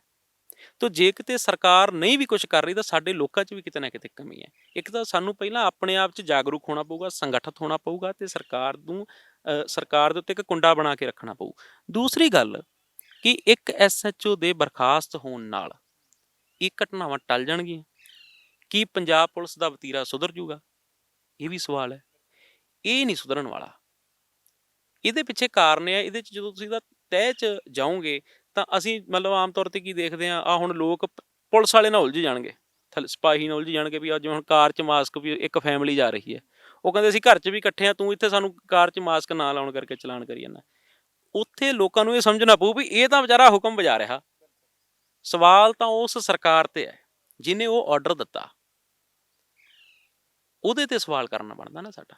ਇਸੇ ਤਰ੍ਹਾਂ ਪੰਜਾਬ ਪੁਲਿਸ ਦੇ ਵਿੱਚ ਵੀ ਨਾ ਮੈਨੂੰ ਇਹ ਲੱਗਦਾ, ਕਿਉਂਕਿ ਮੈਂ ਰੋਲ ਕੋਈ ਐ ਇਮੋਸ਼ਨਲ ਸਟੇਟਮੈਂਟ ਨਹੀਂ ਦਿੰਦਾ ਵੀ ਪੁਲਿਸ ਤਾਂ ਐਂ ਹੀ ਹੁੰਦੀ ਹੈ ਜੀ, ਪੁਲਿਸ ਆ ਇਹ ਉਹ diet. Being student of public administration, ਮੈਂ ਇਸ ਗੱਲ ਨੂੰ ਬੜੀ ਸ਼ਿੱਦਤ ਨਾਲ ਮਹਿਸੂਸ ਕਰਦਾ ਕਿ ਪੰਜਾਬ ਪੁਲਿਸ ਨੂੰ ਸੁਧਾਰਾਂ ਦੀ ਬਹੁਤ ਸਖਤ ਲੋੜ ਹੈ। ਸਾਡੀ ਜਿਹੜੀ ਪੰਜਾਬ ਪੁਲਿਸ ਹੈ, ਇਹ ਪਹਿਲਾਂ ਤਾਂ ਅੰਗਰੇਜ਼ੀ ਪ੍ਰਭਾਵ, ਮੁੜ ਕੇ ਖਾੜਕੂਵਾਦ ਦੇ ਦੌਰ 'ਚ ਇਹਦੇ ਤੇ ਜਿਹੜਾ ਦਹਿਸ਼ਤੀ ਜਿਹਾ ਰੰਗ ਚੜ੍ਹ ਗਿਆ ਵੀ ਇਹਦਾ ਜਿਹੜਾ ਅਕਸ ਤਾਂ ਐਂ ਬਣਨਾ ਚਾਹੀਦਾ ਸੀਗਾ ਵੀ ਇਹ ਲੋਕਾਂ ਦੇ ਮਿੱਤਰ ਦੇ ਰੂਪ 'ਚ ਸਾਹਮਣੇ ਆਉਣੀ ਚਾਹੀਦੀ, ਇਹ ਲੋਕਾਂ ਦੇ ਦੁਸ਼ਮਣ ਦੇ ਰੂਪ 'ਚ ਸਾਹਮਣੇ ਆ ਰਹੀ ਹੈ। ਜਿੱਥੇ ਅਸੀਂ ਦੇਖਦੇ ਹਾਂ ਵੀ ਪੁਲਿਸ ਨੂੰ ਦੇਖ ਕੇ, ਪੁਲਿਸ ਵਾਲੇ ਨੂੰ ਦੇਖ ਕੇ ਤਾਂ ਬੰਦੇ ਨੂੰ ਹੌਸਲਾ ਹੋਣਾ ਚਾਹੀਦਾ ਵੀ ਮੇਰਾ ਯਾਰ ਰਖਵਾਲਾ ਖੜਾ। ਲੋਕ ਪੁਲਿਸ ਵਾਲੇ ਨੂੰ ਦੇਖ ਕੇ ਸਗੋਂ ਘਬਰਾ ਜਾਂਦੇ ਨੇ, ਕੋਸ਼ਿਸ਼ ਕਰਦੇ ਨੇ ਵੀ ਜੇ ਸਾਹਮਣੇ ਪੁਲਿਸ ਵਾਲਾ ਖੜਾ ਤਾਂ ਯਾਰ ਇੱਧਰੋਂ ਸਕੂਟਰ ਨਾ ਹੀ ਕੱਢੀਏ, ਦੂਜੀ ਗਲੀ 'ਚ ਵਾਲੀਏ, ਦੂਜੇ ਪਾਸੋਂ ਲੈ ਜਾਈਏ। ਇਹ ਜਿਹੜਾ ਅਕਸ ਬਣ ਗਿਆ ਪੰਜਾਬ, ਇਹ ਨਹੀਂ ਸੀ ਬਣਨਾ ਚਾਹੀਦਾ। ਪੁਲਿਸ ਜਿਹੜੀ ਹੈ ਉਹ ਸਾਡੇ ਅੱਗੇ ਮਤਲਬ ਉਹਦਾ ਅਕਸ ਹੀ ਇਸ ਤਰ੍ਹਾਂ ਦਾ ਡਿਵੈਲਪ ਹੋ ਗਿਆ ਉਹਦੇ ਕੰਮਾਂ ਦੇ ਨਾਲ ਵੀ ਉਹ ਕੇਵਲ ਲੋਕਾਂ ਨੂੰ ਲੁੱਟਣ ਤੇ ਕੁੱਟਣ ਵਾਲੀ ਇੱਕ ਏਜੰਸੀ ਦੇ ਰੂਪ ਵਿੱਚ ਉਹਦਾ ਅਕਸ ਸਥਾਪਿਤ ਹੋ ਗਿਆ। ਨਹੀਂ ਸੀ ਹੋਣਾ ਚਾਹੀਦਾ। ਇਹਦੇ 'ਚ ਸੁਧਾਰਾਂ ਦੀ ਬਹੁਤ ਜ਼ਰੂਰਤ ਹੈ। ਇਹਦੇ 'ਚ ਪਹਿਲਾਂ ਤਾਂ ਪੁਲਿਸ ਵਾਲਿਆਂ ਦੀ ਜਿਹੜੀ ਹੈ ਉਹ ਸਮੇਂ-ਸਮੇਂ ਓਰੀਐਂਟੇਸ਼ਨ ਜਿਹੜੀ ਹੈ ਉਹ ਹੋਣੀ ਚਾਹੀਦੀ ਹੈ, ਟ੍ਰੇਨਿੰਗ ਹੋਣੀ ਚਾਹੀਦੀ ਹੈ। ਔਰ ਇਹਨਾਂ ਦੀ ਸਭ ਤੋਂ ਵੱਡੀ ਗੱਲ, ਇਹਨਾਂ ਦਾ ਵੀ ਜਿਵੇਂ ਜੋ ਇਹਨਾਂ ਦੀਆਂ ਸਮੱਸਿਆ, ਹੁਣ ਪਰਸੋਂ ਜੋ ਦੇਖੋ ਇੱਕ ASI ਜਿਹੜਾ ਹੈ ਉਹ ਖੁਦਕੁਸ਼ੀ ਕਰ ਗਿਆ। ਕਾਰਨ ਕੀ ਹੈ ਵੀ ਵਰਕਲੋਡ ਪ੍ਰੈਸ਼ਰ ਨਹੀਂ ਚੱਲ ਸਕਿਆ। ਉਹ ਜਿਹੜਾ ਯਾਰ ਪ੍ਰੈਸ਼ਰ ਇੱਧਰ ਵੀ ਚੱਲ ਰਿਹਾ, ਜਿਹੜਾ ਇਹਨਾਂ ਨੂੰ ਮਜਬੂਰ ਕਰਦਾ ਹੈ ਵੀ ਚਾਹੇ ਉਹ ਰਿਸ਼ਵਤਖੋਰੀ ਇਸ ਮਹਿਕਮੇ 'ਚ ਹੈ, ਉਹਦੇ ਜਦੋਂ ਤੁਸੀਂ, ਕਿਉਂਕਿ ਮੇਰੇ ਕਈ ਦੋਸਤਾਂ ਨੇ ਇਹਦੇ 'ਤੇ ਵੀ PhD ਕੀਤੀ, ਪੁਲਿਸ ਵਾਲੇ ਖੇਤਰ, ਪੁਲਿਸ ਐਡਮਿਨਿਸਟ੍ਰੇਸ਼ਨ 'ਤੇ ਵੀ PhD ਕੀਤੀ। ਜਦੋਂ ਮੈਂ ਉਹਨਾਂ ਨਾਲ ਗੱਲਾਂ ਬਾਤਾਂ ਉਹਨਾਂ ਦੀਆਂ ਸੁਣਦੇ ਉਦੋਂ ਪਤਾ ਲੱਗਦਾ ਵੀ ਇਸ ਮਹਿਕਮੇ 'ਚ ਸਾਰਾ ਕੁਝ ਉਵੇਂ ਨਹੀਂ ਹੈ ਜਿਵੇਂ ਦਿਖ ਰਿਹਾ, ਵੀ ਕਿਤੇ ਨਾ ਕਿਤੇ ਇਹਦੇ 'ਚ ਬਹੁਤ ਕੁਝ ਚੇਂਜ ਹੋਣ ਵਾਲਾ। ਤਾਂ ਮੈਨੂੰ ਲੱਗਦਾ ਵੀ ਪੁਲਿਸ ਰਿਫੋਰਮਸ ਵੱਲ ਵੀ ਸਰਕਾਰ ਨੂੰ ਜਿਹੜਾ ਹੈਗਾ ਧਿਆਨ ਦੇਣਾ ਚਾਹੀਦਾ। ਪਰ ਅਫਸੋਸ ਕਿ ਅਸੀਂ ਜਿਹੜੀ ਪੁਲਿਸ ਹੈ, ਪੁਲਿਸ ਦੀ ਵਰਤੋਂ ਸਰਕਾਰ ਕੇਵਲ ਤੇ ਕੇਵਲ ਇਸੇ ਲਈ ਕਰੇ ਵੀ ਲੋਕਾਂ ਨਾਲ ਨਜਿੱਠਿਆ ਕਿਵੇਂ ਜਾਵੇ, ਜਿਹੜੇ ਲੋਕ ਰੋਹ ਹੈ ਉਹਦੇ ਨਾਲ ਉਹਨੂੰ ਦਬਾਉਣ ਵਾਸਤੇ ਹੀ ਪੁਲਿਸ ਦਾ ਇਸਤੇਮਾਲ ਹੋ ਰਿਹਾ। ਜਿਹੜਾ ਪੁਲਿਸ ਦਾ ਅਸਲੀ ਫਰਜ਼ ਸੀ ਜਾਂ ਅਸਲੀ ਅਕਸ ਸੀ ਉਹ ਡਿਵੈਲਪ ਹੋਣ ਹੀ ਨਹੀਂ ਦਿੱਤਾ ਜਾ ਰਿਹਾ। PhD ਵੀ ਕੀਤੀ ਹੈ ਗਵਰਨੈਂਸ ਦੇ ਉੱਤੇ, ਤਾਂ ਉਸ PhD ਨੇ ਕੀ ਆਊਟਪੁੱਟ ਕੱਢ ਕੇ ਦਿੱਤੀ ਹੈ ਕਿ ਜਿਹੜੀਆਂ ਸਾਡੀਆਂ ਪਾਲਿਸੀਆਂ ਨੇ ਇਹਨਾਂ ਦੇ ਵਿੱਚ ਕਿੱਥੇ ਕਮੀ ਰਹਿ ਜਾਂਦੀ ਹੈ। ਦੇਖੋ ਸਹੂਲਤਾਂ ਸਾਰੀਆਂ ਅਸੀਂ ਦਿੰਦੇ ਹਾਂ, ਜਿਹੜੇ ਲੋਕ ਟੈਕਸ ਭਰਦੇ ਨੇ ਉਹ ਸਰਕਾਰਾਂ ਨੂੰ ਹਰ ਸਹੂਲਤ ਦਿੰਦੇ ਨੇ ਜਦੋਂ ਟੈਕਸ ਭਰਦੇ ਨੇ, ਤਾਂ ਉਹਨਾਂ ਦੇ ਕੋਲ ਪੂਰਾ ਤੰਤਰ ਹੈ। ਪਰ ਫਿਰ ਵੀ ਸਾਨੂੰ ਕਾਮਯਾਬੀ ਕਿਉਂ ਨਹੀਂ ਮਿਲਦੀ? ਇੱਕ ਜਨਸੰਖਿਆ ਸਾਡਾ ਵੱਡਾ ਕਾਰਨ ਦੱਸ ਦਿੱਤਾ ਜਾਂਦਾ ਹੈ, ਪਰ ਸਾਡੇ ਕੋਲ ਟੈਕਸ ਵੀ ਤੁਹਾਡੀ ਵੱਡੀ ਮਾਤਰਾ ਦੇ ਵਿੱਚ ਮੌਜੂਦ ਹੈ। ਬਿਲਕੁਲ, ਜਿਵੇਂ ਮੇਰੀ PhD ਗਵਰਨੈਂਸ 'ਤੇ ਸੀਗੀ ਤਾਂ ਮੈਂ ਦੇਖਿਆ ਵੀ ਗਵਰਨੈਂਸ ਬੜੀ ਫਾਇਦੇ ਵਾਲੀ ਚੀਜ਼ ਹੈ, ਪਰ ਉਹ ਤਾਂ ਫਾਇਦਾ ਦਊਗੀ ਜੇ ਲੋਕ ਰੈਡੀ ਹੋਣਗੇ। ਜਦ ਤੱਕ ਜਨਤਾ ਦੇ ਵਿੱਚ ਰੈਡੀਨੈਸ ਨਹੀਂ, ਲੋਕ ਰੈਡੀ ਨਹੀਂ ਹੈਗੇ ਉਸ ਪ੍ਰੈਕਟਿਸ ਵਾਸਤੇ, ਉਦੋਂ ਤੱਕ ਜਿਹੜਾ ਹੈਗਾ ਉਹ ਇਹਦਾ ਗਵਰਨੈਂਸ ਦਾ ਉਹ ਫਾਇਦਾ ਨਹੀਂ ਮਿਲਣਾ। ਮਤਲਬ ਜਦ ਤੱਕ ਨੋ ਡਾਊਟ ਫਾਇਦੇ ਵਾਲੀ ਚੀਜ਼ ਹੈ। ਅੱਛਾ, ਜਿਹੜਾ ਬੰਦਾ ਫਾਇਦਾ ਮਤਲਬ ਜਿਹੜਾ ਥੋੜ੍ਹਾ ਜਿਹਾ ਅਵੇਅਰ ਹੁੰਦਾ, ਜਾਗਰੂਕ ਹੁੰਦਾ, ਜਿਹਨੂੰ ਹਿਸਾਬ ਹੁੰਦਾ ਹੈ ਵੀ ਮੈਂ ਕੰਪਿਊਟਰ ਦੀ ਵਰਤੋਂ ਕਿਵੇਂ ਕਰਨੀ ਹੈ, ਉਹ ਤਾਂ ਇਹਦੇ ਤੋਂ ਫਾਇਦਾ ਲੈ ਜਾਂਦਾ। ਉਹਨੂੰ ਮਿਲਦਾ ਵੀ ਆ, ਸਹੂਲਤ ਲੈਂਦਾ ਵੀ ਹੈ। ਪਰ ਜਿਹਨੂੰ ਨਹੀਂ ਪਤਾ ਉਹ ਫਿਰ ਉਸੇ ਤਰ੍ਹਾਂ ਹੀ ਏਜੰਟਾਂ ਦੇ ਚੱਕਰਾਂ ਦੇ ਵਿੱਚ ਉਹ ਚੱਕਰ 'ਚ ਰਹਿੰਦਾ। ਤੋ ਇਹਦੇ 'ਚ ਨਾ ਕਿਤੇ ਇਹੀ ਗੱਲ ਜਿਹੜਾ ਤੁਹਾਡਾ ਇਸ ਤੋਂ ਪਹਿਲਾਂ ਸਵਾਲ ਸੀ ਨਾ, ਇਹਦਾ ਜਵਾਬ ਵੀ ਉਹੀ ਆ ਵੀ ਜਿਹੜਾ ਸਾਡਾ ਸ਼ਰਾਬ ਖੁੱਲੀ ਹੈ, ਕਿਤਾਬ ਬੰਦ ਹੈ। ਜਦ ਤੱਕ ਲੋਕ ਜਾਗਰੂਕ ਨਹੀਂ ਹੋਣਗੇ, ਲੋਕਾਂ ਨੂੰ ਉਹ ਜਾਗਰੂਕਤਾ ਨਹੀਂ ਆਊਗੀ, ਲੋਕ ਅਸਲ 'ਚ ਕੀ ਹੈ, ਸਾਨੂੰ ਲੀਡਰ ਉਹੋ ਜਿਹੇ ਮਿਲਣਗੇ ਜਿਹੋ ਜਿਹੇ ਅਸੀਂ ਹੋਵਾਂਗੇ। ਮੈਂ ਇੱਕ ਫੇਸਬੁੱਕ 'ਤੇ ਬੜੀ ਸੋਹਣੀ ਗੱਲ ਪੜ੍ਹੀ ਸੀ, ਮੈਨੂੰ ਬੜੀ ਅੱਛੀ ਲੱਗੀ, ਪਿਆਰੀ ਲੱਗੀ, ਸੱਚੀ ਲੱਗੀ। ਉਹ ਕਹਿੰਦੇ ਵੀ ਜਿਨ੍ਹਾਂ ਮੁਲਕਾਂ ਦੀ ਅਸੀਂ ਤਾਰੀਫ ਕਰਦੇ ਹਾਂ, ਜਿਹੜੇ ਮੁਲਕਾਂ ਦੇ ਲੀਡਰਾਂ ਦੀ ਅਸੀਂ ਤਾਰੀਫ ਕਰਦੇ ਹਾਂ ਵੀ ਇਸ ਮੁਲਕ ਦੇ ਲੀਡਰ ਚੰਗੇ ਨੇ, ਉਸ ਮੁਲਕ ਦੇ ਲੋਕ ਵੀ ਚੰਗੇ ਨੇ। ਠੀਕ ਹੈ ਨਾ। ਸਾਡਾ ਸਿਸਟਮ ਥੋੜ੍ਹਾ ਜਿਹਾ ਉਹਦੇ ਨਾਲੋਂ ਅਜੇ ਮਤਲਬ ਅਸੀਂ ਪਿਛੜੇ ਹੋਏ ਹਾਂ। ਤੋ ਇਹ ਮੈਨੂੰ ਲੱਗਦਾ ਵੀ ਜਦ ਤੱਕ ਜਨਤਾ ਨਹੀਂ ਜਾਗਦੀ, ਜਨਤਾ ਨਹੀਂ ਧਿਆਨ ਦਿੰਦੀ, ਜਨਤਾ ਦੇ ਫੋਕਸ ਇੱਧਰ ਨਹੀਂ ਹੁੰਦੇ, ਔਰ ਜਨਤਾ ਨੂੰ ਇਹ ਸਮਝ ਨਹੀਂ ਆਉਂਦਾ ਵੀ ਸਰਕਾਰਾਂ ਜਿਹੜੀਆਂ ਨੇ ਉਹ ਸਾਡੇ ਧਿਆਨ ਨੂੰ ਭਟਕਾ ਰਹੀਆਂ ਨੇ ਵੰਨ ਸਵੰਨੀਆਂ ਚੀਜ਼ਾਂ ਰਾਹੀਂ, ਜਿਹਦੇ 'ਚੋਂ ਮਿਊਜ਼ਿਕ ਵੀ ਇੱਕ ਹੈ। ਕਿਸ ਕਿਸਮ ਦੇ ਮਿਊਜ਼ਿਕ ਨੂੰ, ਕਿਸ ਕਿਸਮ ਦੇ ਕਲਾਕਾਰਾਂ ਨੂੰ ਪ੍ਰਮੋਟ ਕਰਨਾ ਹੈ, ਉਹ ਤੈਅ ਕਰਦਾ ਵੀ ਲੋਕਾਂ ਦਾ ਜਿਹੜਾ ਰੁਝਾਨ ਹੈ ਉਹ ਕਿਹੜੇ ਪਾਸੇ ਰਹੂਗਾ। ਉਦੋਂ ਤੱਕ ਜਿਹੜਾ ਹੈਗਾ ਸੁਧਾਰ ਦੀ ਉਮੀਦ ਨਹੀਂ ਕੀਤੀ ਜਾ ਸਕਦੀ। ਜਿਵੇਂ ਤੁਸੀਂ ਲਿਖਿਆ ਹੈ ਕਿ ਅਸੀਂ ਨਿਕਲ ਪਏ ਹਾਂ ਸਫ਼ਰਾਂ ਤੇ, ਹੁਣ ਵੰਗਾਂ ਨੂੰ ਛਣਕਾਉਣਾ ਨਾ, ਅਜਿਹੀਆਂ ਗੱਲਾਂ ਨੂੰ ਨਹੀਂ ਲੱਗਦਾ ਕਿ ਸਰਕਾਰ ਕਦੇ ਪ੍ਰਮੋਟ ਕਰੂਗੀ ਕਿ ਸਾਡੇ ਬਾਗੀ ਸੁਰ ਕਦੇ ਉੱਠ ਨਾ ਸਕਣ? ਨਹੀਂ ਸਰਕਾਰਾਂ ਨੂੰ ਬਾਗੀ ਕਦੇ ਵੀ ਚੰਗੇ ਨਹੀਂ ਲੱਗਦੇ। ਤੋ ਮੈਨੂੰ ਲੱਗਦਾ ਵੀ ਮੈਨੂੰ ਸ਼ਾਇਦ ਸਰਕਾਰ ਕਦੇ ਵੀ ਪ੍ਰਮੋਟ ਨਹੀਂ ਕਰੂਗੀ। ਇਹ ਜ਼ਰੂਰ ਇੱਕ ਵਾਰ ਸੁਣਾ ਦਿਓ, ਮੈਂ ਖੁਦ ਇਹਨੂੰ ਬੜਾ ਸੁਣਦਾ ਰਹਿਣਾ। ਅਸੀਂ ਨਿਕਲ ਪਏ ਆਂ ਸਫ਼ਰਾਂ ਤੇ ਹੁਣ ਵੰਗਾਂ ਨੂੰ ਛਣਕਾਉਣਾ ਨਾ, ਜੋ ਬੰਨ ਕੇ ਯਾਰ ਬਿਠਾ ਸਕਦਾ ਆਪਾਂ ਉਹ ਨਗਮਾ ਗਾਉਣਾ ਨਾ। ਹੁਣ ਅਗਲੀ ਦੁਨੀਆ ਵੇਖਣ ਲਈ ਲੈ ਖਾਲੀ ਪੱਲੇ ਜਾਵਾਂਗੇ, ਇੱਥੇ ਵੀ ਕੱਲੇ ਆਏ ਸਾਂ, ਇੱਥੋਂ ਵੀ ਕੱਲੇ ਜਾਵਾਂਗੇ, ਕੋਈ ਬਾਬਾ ਕਹਿੰਦਾ ਬੇਲੀ ਨੂੰ। Thank you. ਹੁਣ ਜ਼ਿੰਦਗੀ ਕਿਵੇਂ ਚੱਲਦੀ ਹੈ? ਪ੍ਰੋਫੈਸਰੀ ਕਰਦੇ ਹੋ ਤੇ ਨਾਲ ਜਿਵੇਂ ਗਾਉਂਦੇ ਵੀ ਹੋ, ਆਮਦਨ ਘੱਟ ਜ਼ਰੂਰ, ਜਿਵੇਂ ਤੁਸੀਂ ਜਿਹੜਾ ਰਾਹ ਚੁਣਿਆ ਹੋਇਆ ਉਹਦੇ ਵਿੱਚ ਯਕੀਨਨ ਆਮਦਨ ਘੱਟ ਹੋਵੇਗੀ, ਪਰ ਇਸ ਆਮਦਨ ਤੋਂ ਜਿੰਨੀ ਵੀ ਕਮਾਈ ਹੁੰਦੀ ਹੈ ਸੰਤੁਸ਼ਟ ਹੋ ਜੋ ਪ੍ਰੋਫੈਸਰੀ ਤੋਂ ਹੁੰਦੀ ਹੈ ਤੇ ਗਾਇਕੀ ਤੋਂ ਹੁੰਦੀ ਹੈ? ਹਾਂ ਦੇਖੋ, ਜੋ ਮੇਰਾ ਪ੍ਰੋਫੈਸਰੀ ਵਾਲਾ ਕੰਮ ਹੈ ਇਹਦੇ ਨਾਲ ਤਾਂ ਮੇਰੇ ਘਰ ਦਾ ਦਾਲ ਫੁਲਕਾ ਚੱਲੀ ਜਾਂਦਾ ਹੈ। ਠੀਕ ਹੈ। ਜਿਹੜਾ ਗਾਇਕੀ ਵਾਲਾ ਕੰਮ ਹੈ ਉੱਧਰ ਸਾਡਾ ਸਿੱਧਾ ਜਿਹਾ ਹਿਸਾਬ ਹੈ ਵੀ ਉੱਧਰ ਸਾਨੂੰ ਜਿੰਨੇ ਕੁ ਆ ਜਾਂਦੇ ਆ ਉਨੇ ਕੁ ਅਸੀਂ ਲਾ ਦਿੰਦੇ ਹਾਂ। ਕਿਉਂਕਿ ਕਮਾਈ ਘੱਟ ਹੈ, ਆਡੀਅנס ਉਹ ਜੇ ਲੋਕਾਂ ਦਾ ਧਿਆਨ ਬਹੁਤਾ ਨਹੀਂ ਹੈਗਾ ਇਸ ਕਿਸਮ ਦੀ ਗਾਇਕੀ ਵੱਲ, ਤੋ ਇਸ ਕਰਕੇ ਸਾਡਾ ਕੀ ਹੁੰਦਾ ਵੀ ਅਸੀਂ ਕਈ ਵਾਰੀ ਸਾਡੇ ਪ੍ਰੋਜੈਕਟ ਲੇਟ ਵੀ ਹੋ ਜਾਂਦੇ ਆ, ਵੀ ਕਈ ਵਾਰੀ ਸਾਲ 2-2 ਸਾਲ ਅਸੀਂ ਗਾਣਾ ਨਹੀਂ ਕਰ ਪਾਉਂਦੇ। ਪਰ ਹਾਂ, ਜਦੋਂ ਹੁੰਦੀ ਹੈ ਕਮਾਈ ਉਦੋਂ ਫਿਰ ਅਸੀਂ ਸਾਰੀ ਦੀ ਸਾਰੀ ਉੱਧਰ ਹੀ ਲਾਉਂਦੇ ਹਾਂ। ਗਾਇਕੀ ਦੀ ਕਮਾਈ ਨੂੰ ਅਸੀਂ ਘਰੇ ਨਹੀਂ ਲਾਉਂਦੇ, ਉਹ ਅਸੀਂ ਪ੍ਰੋਜੈਕਟ 'ਤੇ ਲਾਉਂਦੇ ਹਾਂ। ਇਨਫੈਕਟ ਮੇਰਾ ਤਾਂ ਇਹ ਸਿਸਟਮ ਵੀ ਆ ਵੀ ਜਿਵੇਂ ਮੈਥੋਂ ਕੋਈ ਗੀਤ ਲੈਣ ਵੀ ਆਉਂਦਾ ਬਤੌਰ ਗੀਤਕਾਰ ਵੀ, ਤਾਂ ਅਸੀਂ ਉਹ ਤੋਂ ਵੀ ਪੈਸਾ ਨਹੀਂ ਫੜਦੇ। ਅਸੀਂ ਉਹਨੂੰ ਕਹਿੰਦੇ ਵੀ ਯਾਰ ਠੀਕ ਹੈ, ਜਿੱਥੋਂ ਤੂੰ ਮਿਊਜ਼ਿਕ ਆਪਦਾ ਕਰਾ ਰਿਹਾ ਉੱਥੇ ਸਾਡੇ ਇੱਕ ਗਾਣੇ ਦਾ ਮਿਊਜ਼ਿਕ ਤੂੰ ਨਾਲ ਤਿਆਰ ਕਰਾ। ਤੋ ਅਸੀਂ ਇੱਕ ਸਾਡੀ ਕੋਸ਼ਿਸ਼ ਹੁੰਦੀ ਵੀ ਕੰਮ ਮੈਕਸੀਮਮ ਅਸੀਂ ਜਿੰਨਾ ਕਰ ਸਕੀਏ, ਇਹ 'ਚ ਕਮਾਉਣ ਕੱਢਣ ਪਾਉਣ ਨੂੰ ਤਾਂ ਕੀ ਹੈ, ਕਮਾਈ ਠੀਕ ਹੈ, ਬੰਦੇ ਦਾ ਦਾਲ ਫੁਲਕਾ ਚੱਲਣਾ ਚਾਹੀਦਾ ਹੁੰਦਾ। ਉਹ ਜਦੋਂ ਚੱਲੀ ਜਾਂਦਾ ਤਾਂ ਫਿਰ ਇਹ ਤੋਂ ਪੈਸਾ ਉਨਾ ਕੀ ਆਵੇ ਜਿੰਨਾ ਕੁ ਅਸੀਂ ਅੱਗੇ ਲਾ ਸਕੀਏ। ਜਦੋਂ ਸਾਨੂੰ ਮਤਲਬ ਜਿੰਨੀ ਜ਼ਰੂਰਤ ਆ ਹੁਣ, ਕਿਉਂਕਿ ਜਿਹੜੀ ਕੁਆਲਿਟੀ ਹੈ ਨਾ, ਕੁਆਲਿਟੀ ਅਲਟੀਮੇਟਲੀ ਉਹ ਪੈਸੇ ਨਾਲ ਹੀ ਆਉਣੀ ਹੈ। ਜਦੋਂ ਤੁਸੀਂ ਇੱਕ ਲੈਵਲ 'ਤੇ ਆਪਦਾ ਮਿਊਜ਼ਿਕ ਦੇ ਰਹੇ ਹੋ ਤਾਂ ਉੱਥੇ ਜੋ ਲੈਵਲ ਚੱਲ ਰਿਹਾ, ਜਿਸ ਪੱਧਰ 'ਤੇ ਤੁਸੀਂ ਮਿਊਜ਼ਿਕ ਲਾਂਚ ਕਰਨਾ, ਉੱਥੇ ਜੋ ਪੱਧਰ ਚੱਲ ਰਿਹਾ ਤੁਹਾਨੂੰ ਉਸ ਪੱਧਰ ਦੀ ਕੁਆਲਿਟੀ ਆਪਦੀ ਆਡੀਓ 'ਚ, ਆਪਦੀ ਵੀਡੀਓ 'ਚ ਦੇਣੀ ਪਊਗੀ, ਨਹੀਂ ਤਾਂ ਉਹ ਕਲਿੱਕ ਨਹੀਂ ਕਰਦੀ ਚੀਜ਼। ਬੜੇ ਲੋਕ ਇਹ ਕਹਿੰਦੇ ਨੇ ਕਿ ਚੰਗੀ ਗਾਇਕੀ ਨਹੀਂ ਹੈਗੀ, ਚੰਗੀ ਗਾਇਕੀ ਨਹੀਂ ਹੈਗੀ। ਚੰਗੀ ਗਾਇਕੀ ਹੈ ਪਰ ਲੋਕ ਉਹਨੂੰ ਸੁਣਦੇ ਵੀ ਨਹੀਂ। ਲੋਕਾਂ ਦੇ ਨਾਲ ਨਾਰਾਜ਼ਗੀ ਤਾਂ ਨਹੀਂ, ਕਿ ਜਾਂ ਉਹਨਾਂ ਲੋਕਾਂ ਦੇ ਨਾਲ ਜਿਹੜੇ ਕਹਿੰਦੇ ਨੇ ਕਿ ਕੋਈ ਚੰਗਾ ਹੀ ਨਹੀਂ ਗਾਉਂਦਾ, ਅਕਸਰ ਮੈਨੂੰ ਲੱਗਦਾ ਕਿ ਫਰੋਲ ਕੇ ਨਹੀਂ ਦੇਖਦੇ ਕਿ ਚੰਗਾ ਗਾਉਂਦਾ ਕੌਣ ਹੈ। ਹਾਂ, ਨਹੀਂ ਇਸ ਤਰ੍ਹਾਂ ਹੁੰਦਾ ਹੈ ਕਿ ਦੇਖੋ, ਸਾਰਿਆਂ ਨੂੰ ਇਹ ਪਤਾ ਹੁੰਦਾ ਵੀ ਸਵੇਰ ਦੀ ਜਿਹੜੀ ਸੈਰ ਆ ਵੀ ਉਹ ਫਾਇਦੇਮੰਦ ਹੈ। ਸਭ ਨੂੰ ਪਤਾ ਵੀ ਜਿਹੜੀ ਸਵੇਰ ਦੀ ਸੈਰ ਹੈ ਉਹ ਫਾਇਦੇਮੰਦ ਹੈ। ਪਰ ਤੁਸੀਂ ਕਿਸੇ ਵੀ ਸ਼ਹਿਰ, ਕਿਸੇ ਵੀ ਪਿੰਡ 'ਚ ਚਲੇ ਜਾਓ, ਉੱਥੇ ਜਿਹੜੀਆਂ ਪਾਰਕਾਂ ਬਣੀਆਂ ਹੋਣਗੀਆਂ ਉੱਥੇ ਸਾਰਾ ਸ਼ਹਿਰ ਸੈਰ ਕਰਨ ਨਹੀਂ ਆਉਂਦਾ, ਹੈ ਨਾ, ਬਹੁਤ ਘੱਟ ਲੋਕ ਹੁੰਦੇ ਨੇ। ਤੋ ਇਸੇ ਤਰ੍ਹਾਂ ਹੀ ਇਹੀ ਹੁੰਦਾ ਵੀ ਪਤਾ ਸਭ ਨੂੰ ਹੁੰਦਾ ਵੀ ਯਾਰ ਚੰਗੇ ਵੀ ਗਾਇਕ ਹੈਗੇ ਨੇ, ਪਰ ਉਹ ਬਸ ਇਹੀ ਕਾਰਨ ਹੁੰਦਾ ਵੀ ਜਿਹੜਾ ਸਾਹਮਣੇ ਆ ਗਿਆ ਬਸ ਉਸੇ ਨੂੰ ਚੱਕੀ ਜਾਣਾ। ਥੋੜ੍ਹਾ ਜਿਹਾ ਲੋਕ ਵੀ ਖੇਚਲ ਨਹੀਂ ਕਰਨਾ ਚਾਹੁੰਦੇ। ਦੂਸਰੀ ਗੱਲ ਇਹ ਆ ਵੀ ਇਹਦੇ 'ਚ ਇਹ ਵੀ ਹੁੰਦਾ ਵੀ ਜਿਵੇਂ ਸਾਨੂੰ ਐਪਰੀਸੀਏਸ਼ਨ ਬਹੁਤ ਮਿਲਦੀ ਹੈ ਵੀ ਤੁਸੀਂ ਬਹੁਤ ਵਧੀਆ ਕੰਮ ਕਰ ਰਹੇ ਹੋ, ਬਹੁਤ ਵਧੀਆ, ਪਰ ਉਹੀ ਲੋਕ ਜਦੋਂ ਜਿਹੜੇ ਐਪਰੀਸ਼ੀਏਟ ਕਰਦੇ ਨੇ, ਜਦੋਂ ਸ਼ੋਅ ਬੁੱਕ ਕਰਨ ਦੀ ਗੱਲ ਹੁੰਦੀ ਹੈ ਤਾਂ ਉਹ ਉੱਥੇ ਇਹ ਦੇਖਦੇ ਨੇ ਵੀ, ਇਹ ਨਹੀਂ ਦੇਖਦੇ ਵੀ ਚੰਗਾ ਕਿਹੜਾ ਹੈ। ਉੱਥੇ ਬੰਦਾ ਇਹ ਦੇਖੂ ਵੀ ਪਾਪੂਲਰ ਕਿਹੜਾ ਹੈ, ਉਹ ਹਾਂ ਘੱਟ ਕਿਹੜਾ ਵੱਧ ਕਰ ਸਕਦਾ ਹੈ, ਪਾਪੂਲਰ ਕਿਹੜਾ ਹੈ, ਮੇਰਾ ਨਾਂ ਰਿਸ਼ਤੇਦਾਰਾਂ 'ਚ ਕਿਵੇਂ ਬਣੂ ਵੀ ਉਹਨੇ ਫਲਾਣਾ ਮਸ਼ਹੂਰ ਬੰਦਾ ਬੁਲਾਇਆ ਸੀ। ਤਾਂ ਉਹ ਇਹ ਸਾਰੀਆਂ ਗੱਲਾਂ ਜਿਹੜੀਆਂ ਹੁੰਦੀਆਂ ਨੇ, ਸਾਨੂੰ ਇਹਨਾਂ ਗੱਲਾਂ ਦਾ ਚੰਗੀ ਤਰ੍ਹਾਂ ਇਲਮ ਹੈ। ਤੋ ਇਹ ਅਸੀਂ ਇਹਨਾਂ ਸਾਰਾ ਕੁਝ ਨੂੰ ਪਾਸੇ ਰੱਖ ਕੇ ਹੀ ਇਹ ਦਿਖ ਰਿਹਾ ਵੀ ਹਾਂ ਇਹਦੇ ਚ ਕੁਝ ਕੱਢਣ ਪਾਉਣ ਨੂੰ ਹੈ ਨਹੀਂ, ਲੱਭਣਾ ਕੁਝ ਨਹੀਂ ਇੱਥੋਂ। ਇੱਥੇ ਤਾਂ ਬਸ ਆ ਵੀ ਤੁਸੀਂ ਜੋ ਕਰ ਸਕਦੇ ਹੋ ਕਰ ਜਾਓ, ਇਹ ਆਸ ਰੱਖੇ ਬਿਨਾ ਵੀ ਤੁਸੀਂ ਇਹਦੇ ਚੋਂ ਕੁਝ ਖੱਟ ਜਾਓਗੇ, ਕੋਈ ਤੁਹਾਡਾ ਨਾਂ ਬਣ ਜਾਊ ਜਾਂ ਤੁਸੀਂ ਪੈਸਾ ਕਮਾ ਜਾਓਗੇ। ਇਹ ਸਾਰੀਆਂ ਗੱਲਾਂ ਨੂੰ ਪਾਸੇ ਰੱਖ ਕੇ ਕਰੋ। ਇਹਦਾ ਘਰ ਫੂਕ ਤਮਾਸ਼ਾ ਵੇਖਣ ਵਾਲਾ ਕੰਮ ਹੈ। ਜੇ ਜਿੰਨਾ ਕੁ ਅਸੀਂ ਫੂਕ ਸਕਦੇ ਹਾਂ ਤਮਾਸ਼ਾ ਦੇ ਉਹਨਾਂ ਕੁ ਦੇਖੀ ਜਾਂਦੇ ਆ, ਬਸ ਦੈਟਸ ਆਲ। ਘਰਦੇ ਨਹੀਂ ਕਹਿੰਦੇ ਕਿ ਘਰ ਫੂਕੀ ਜਾਂਦੇ ਹੋ, ਘਰ ਤੇ ਕਦੇ ਬਣਾਉਂਦੇ ਨਹੀਂ ਜਾਂ ਘਰੇ ਕੁਝ ਲੈ ਕੇ ਨਹੀਂ ਆਉਂਦੇ? ਨਹੀਂ, ਘਰੋਂ ਮੈਂ ਤੁਹਾਨੂੰ ਦੱਸਿਆ ਵੀ ਘਰੋਂ ਕਦੀ ਲਾਇਆ ਵੀ ਨਹੀਂ ਨਾ ਅਸੀਂ। ਘਰੋਂ ਨਾ ਗਾਇਕੀ ਚੋਂ ਘਰ ਕੁਝ ਲਿਆ ਕੇ ਦਿੱਤਾ ਤੇ ਨਾ ਘਰੋਂ ਕੁਝ ਗਾਇਕੀ ਤੇ ਲਾਇਆ। ਇਹ ਸਭ ਕੁਝ ਐਂ ਹੋਈ ਆ। ਔਰ ਕੁਦਰਤ ਵੱਲੋਂ ਹੀ ਦੇਖੋ, ਮੈਂ ਫੇਰ ਕਹਿ ਰਿਹਾ ਵੀ ਮੈਂ ਸ਼ਿਕਵਾ ਤਾਂ ਕੀ ਕਰਨਾ, ਕੁਦਰਤ ਤਾਂ ਮਿਹਰਬਾਨੀ ਇੰਨੀ ਹੈ ਵੀ ਆਪਣੇ ਆਪ ਹੀ ਮੈਨੂੰ ਬੰਦੇ ਮਿਲ ਜਾਂਦੇ ਨੇ। ਆਪਣੇ ਆਪ ਹੀ ਮਤਲਬ ਕੁਦਰਤ ਵੱਲੋਂ ਕੋਈ ਨਾ ਕੋਈ ਵਿਵਸਥਾ ਐਂ ਦੀ ਬਣ ਜਾਂਦੀ ਹੈ, ਬੰਦੇ ਆ ਜਾਂਦੇ ਨੇ ਵੀ ਉਹ ਆਪੇ ਹੀ ਪੈਸੇ ਦਾ ਜੁਗਾੜ ਹੋ ਜਾਂਦਾ, ਪ੍ਰੋਜੈਕਟ ਕਰ ਲੈਂਦੇ ਆ। ਇਹ ਸਭ ਉਹਦੇ ਰੰਗ ਨੇ। ਤੋ ਇਸ ਕਰਕੇ ਸ਼ਿਕਵੇ ਕਰਨ ਦੀ ਤਾਂ ਅਸੀਂ ਉਹਦੇ ਚ ਆਏ ਨਹੀਂ ਕਦੇ ਵੀ ਸ਼ਿਕਵਾ ਕਾਹਦਾ ਕਰਨਾ। ਤੇ ਜਦੋਂ ਮਿਲੀ ਜਾਂਦਾ, ਤੁਸੀਂ ਦੇਖੋ ਵੀ ਮੈਂ ਇਹ ਦਾਅਵਾ ਕਰਦਾ, ਕੈਮਰੇ ਤੇ ਦਾਅਵਾ ਕਰ ਰਿਹਾ ਵੀ ਅੱਜ ਤੱਕ ਮੈਨੂੰ ਲੱਗਦਾ ਵੀ ਮੇਰੇ ਸ਼ਾਇਦ 14-15 ਗੀਤ ਆ ਚੁੱਕੇ ਹੋਣਗੇ YouTube ਤੇ ਜਿਹੜੇ ਆਫੀਸ਼ੀਅਲੀ ਰਿਕਾਰਡਡ ਤਿਆਰ ਨੇ, ਤੇ ਅੱਜ ਤੱਕ ਮੇਰੀ ਜੇਬ 'ਚ ਰੁਪਈਆ ਨਹੀਂ ਲੱਗਿਆ। ਹਾਂ, ਉਹ ਬਸ ਐਂ ਸੀ ਵੀ ਕੁਦਰਤ ਵੱਲੋਂ ਹੀ, ਕੁਦਰਤ ਨੇ ਆਪੇ ਹੀ ਪ੍ਰਬੰਧ ਐਸੇ ਲੋਕਾਂ ਦੀ ਸੰਗਤ ਮੈਨੂੰ ਦਿੱਤੀ ਹੈ ਵੀ ਮਤਲਬ ਉਹ ਆਪਣੇ ਆਪ ਹੀ ਆਪਦੀ ਦਸਾਂ ਨੌਆਂ ਦੀ ਕਿਰਤ ਕਮਾਈ ਚੋਂ ਲਾਈ ਜਾਂਦੇ ਨੇ ਤੇ ਲੱਗੀ ਜਾਂਦਾ। ਫਿਰ ਨਵਾਂ ਕਿਹੜਾ ਪ੍ਰੋਜੈਕਟ ਹੈ ਜਿਹੜਾ ਚੱਲ ਰਿਹਾ ਹੈ, ਜਾਂ ਨਵਾਂ ਕੀ ਲਿਖ ਰਹੇ ਹੋ?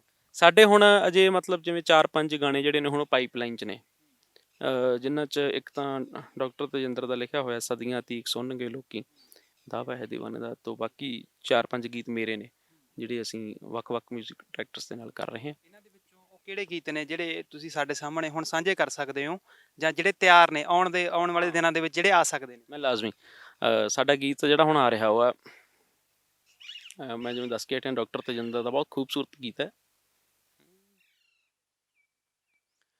ਸਦੀਆਂ ਤੀਕ ਸੁਣਨਗੇ ਲੋਕੀ, ਦਾਵਾ ਹੈ ਦੀਵਾਨੇ ਦਾ। ਪਿੰਡੋਂ ਬਾਹਰ ਮੈਂ ਪਿੱਪਲਾਂ ਛਾਵੇਂ, ਹੌਲੀ ਜੇ ਤੇਰਾ ਨਾਂ ਲੈਣਾ।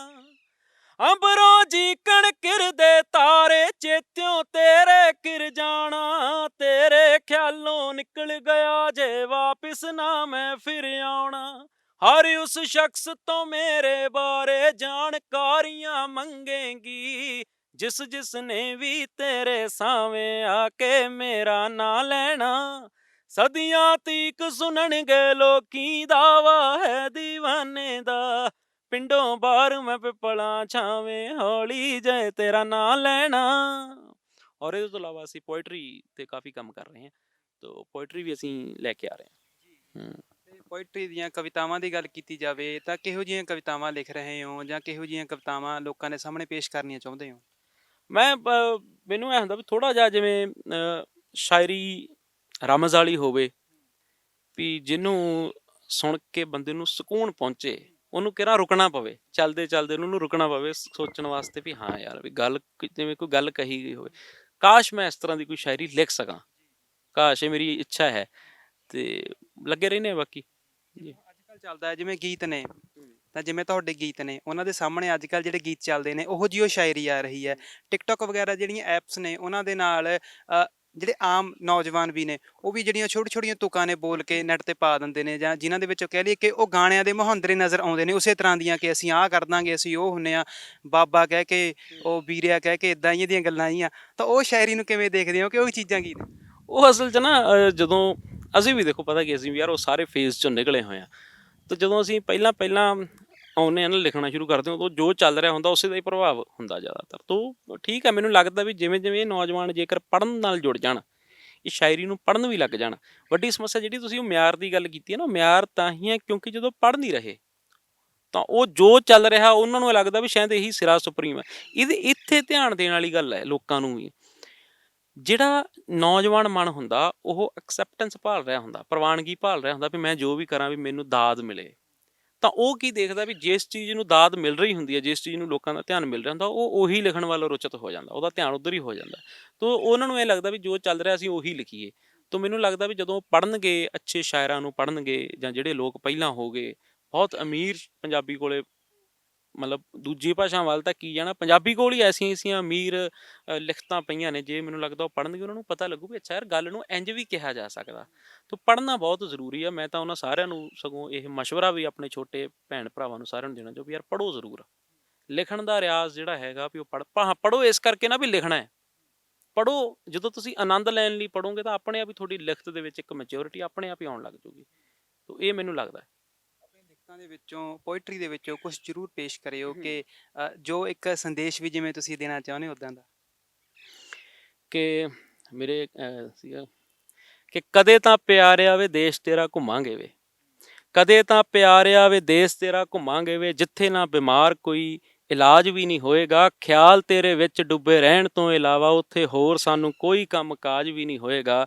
ਸਾਡੇ ਲਈ ਉਹ ਘੜੀ ਕਿੰਨੀ ਰੀਝ ਨਾਲ ਆਵੇਗੀ ਵੇ, ਜਦੋਂ ਸਾਡੇ ਨਾਲ ਬਹਿ ਕੇ ਹੱਸਿਆ ਤੂੰ ਕਰੇਂਗਾ, ਜਿਹੜੀ ਗੱਲ ਅੰਦਰਾਂ 'ਚ ਰਹੇ ਆਖੀ ਜਾਵੇ ਨਾ, ਕੈਸਾ ਰੰਗ ਬਜੂ ਜਦੋਂ ਦੱਸਿਆ ਤੂੰ ਕਰੇਂਗਾ।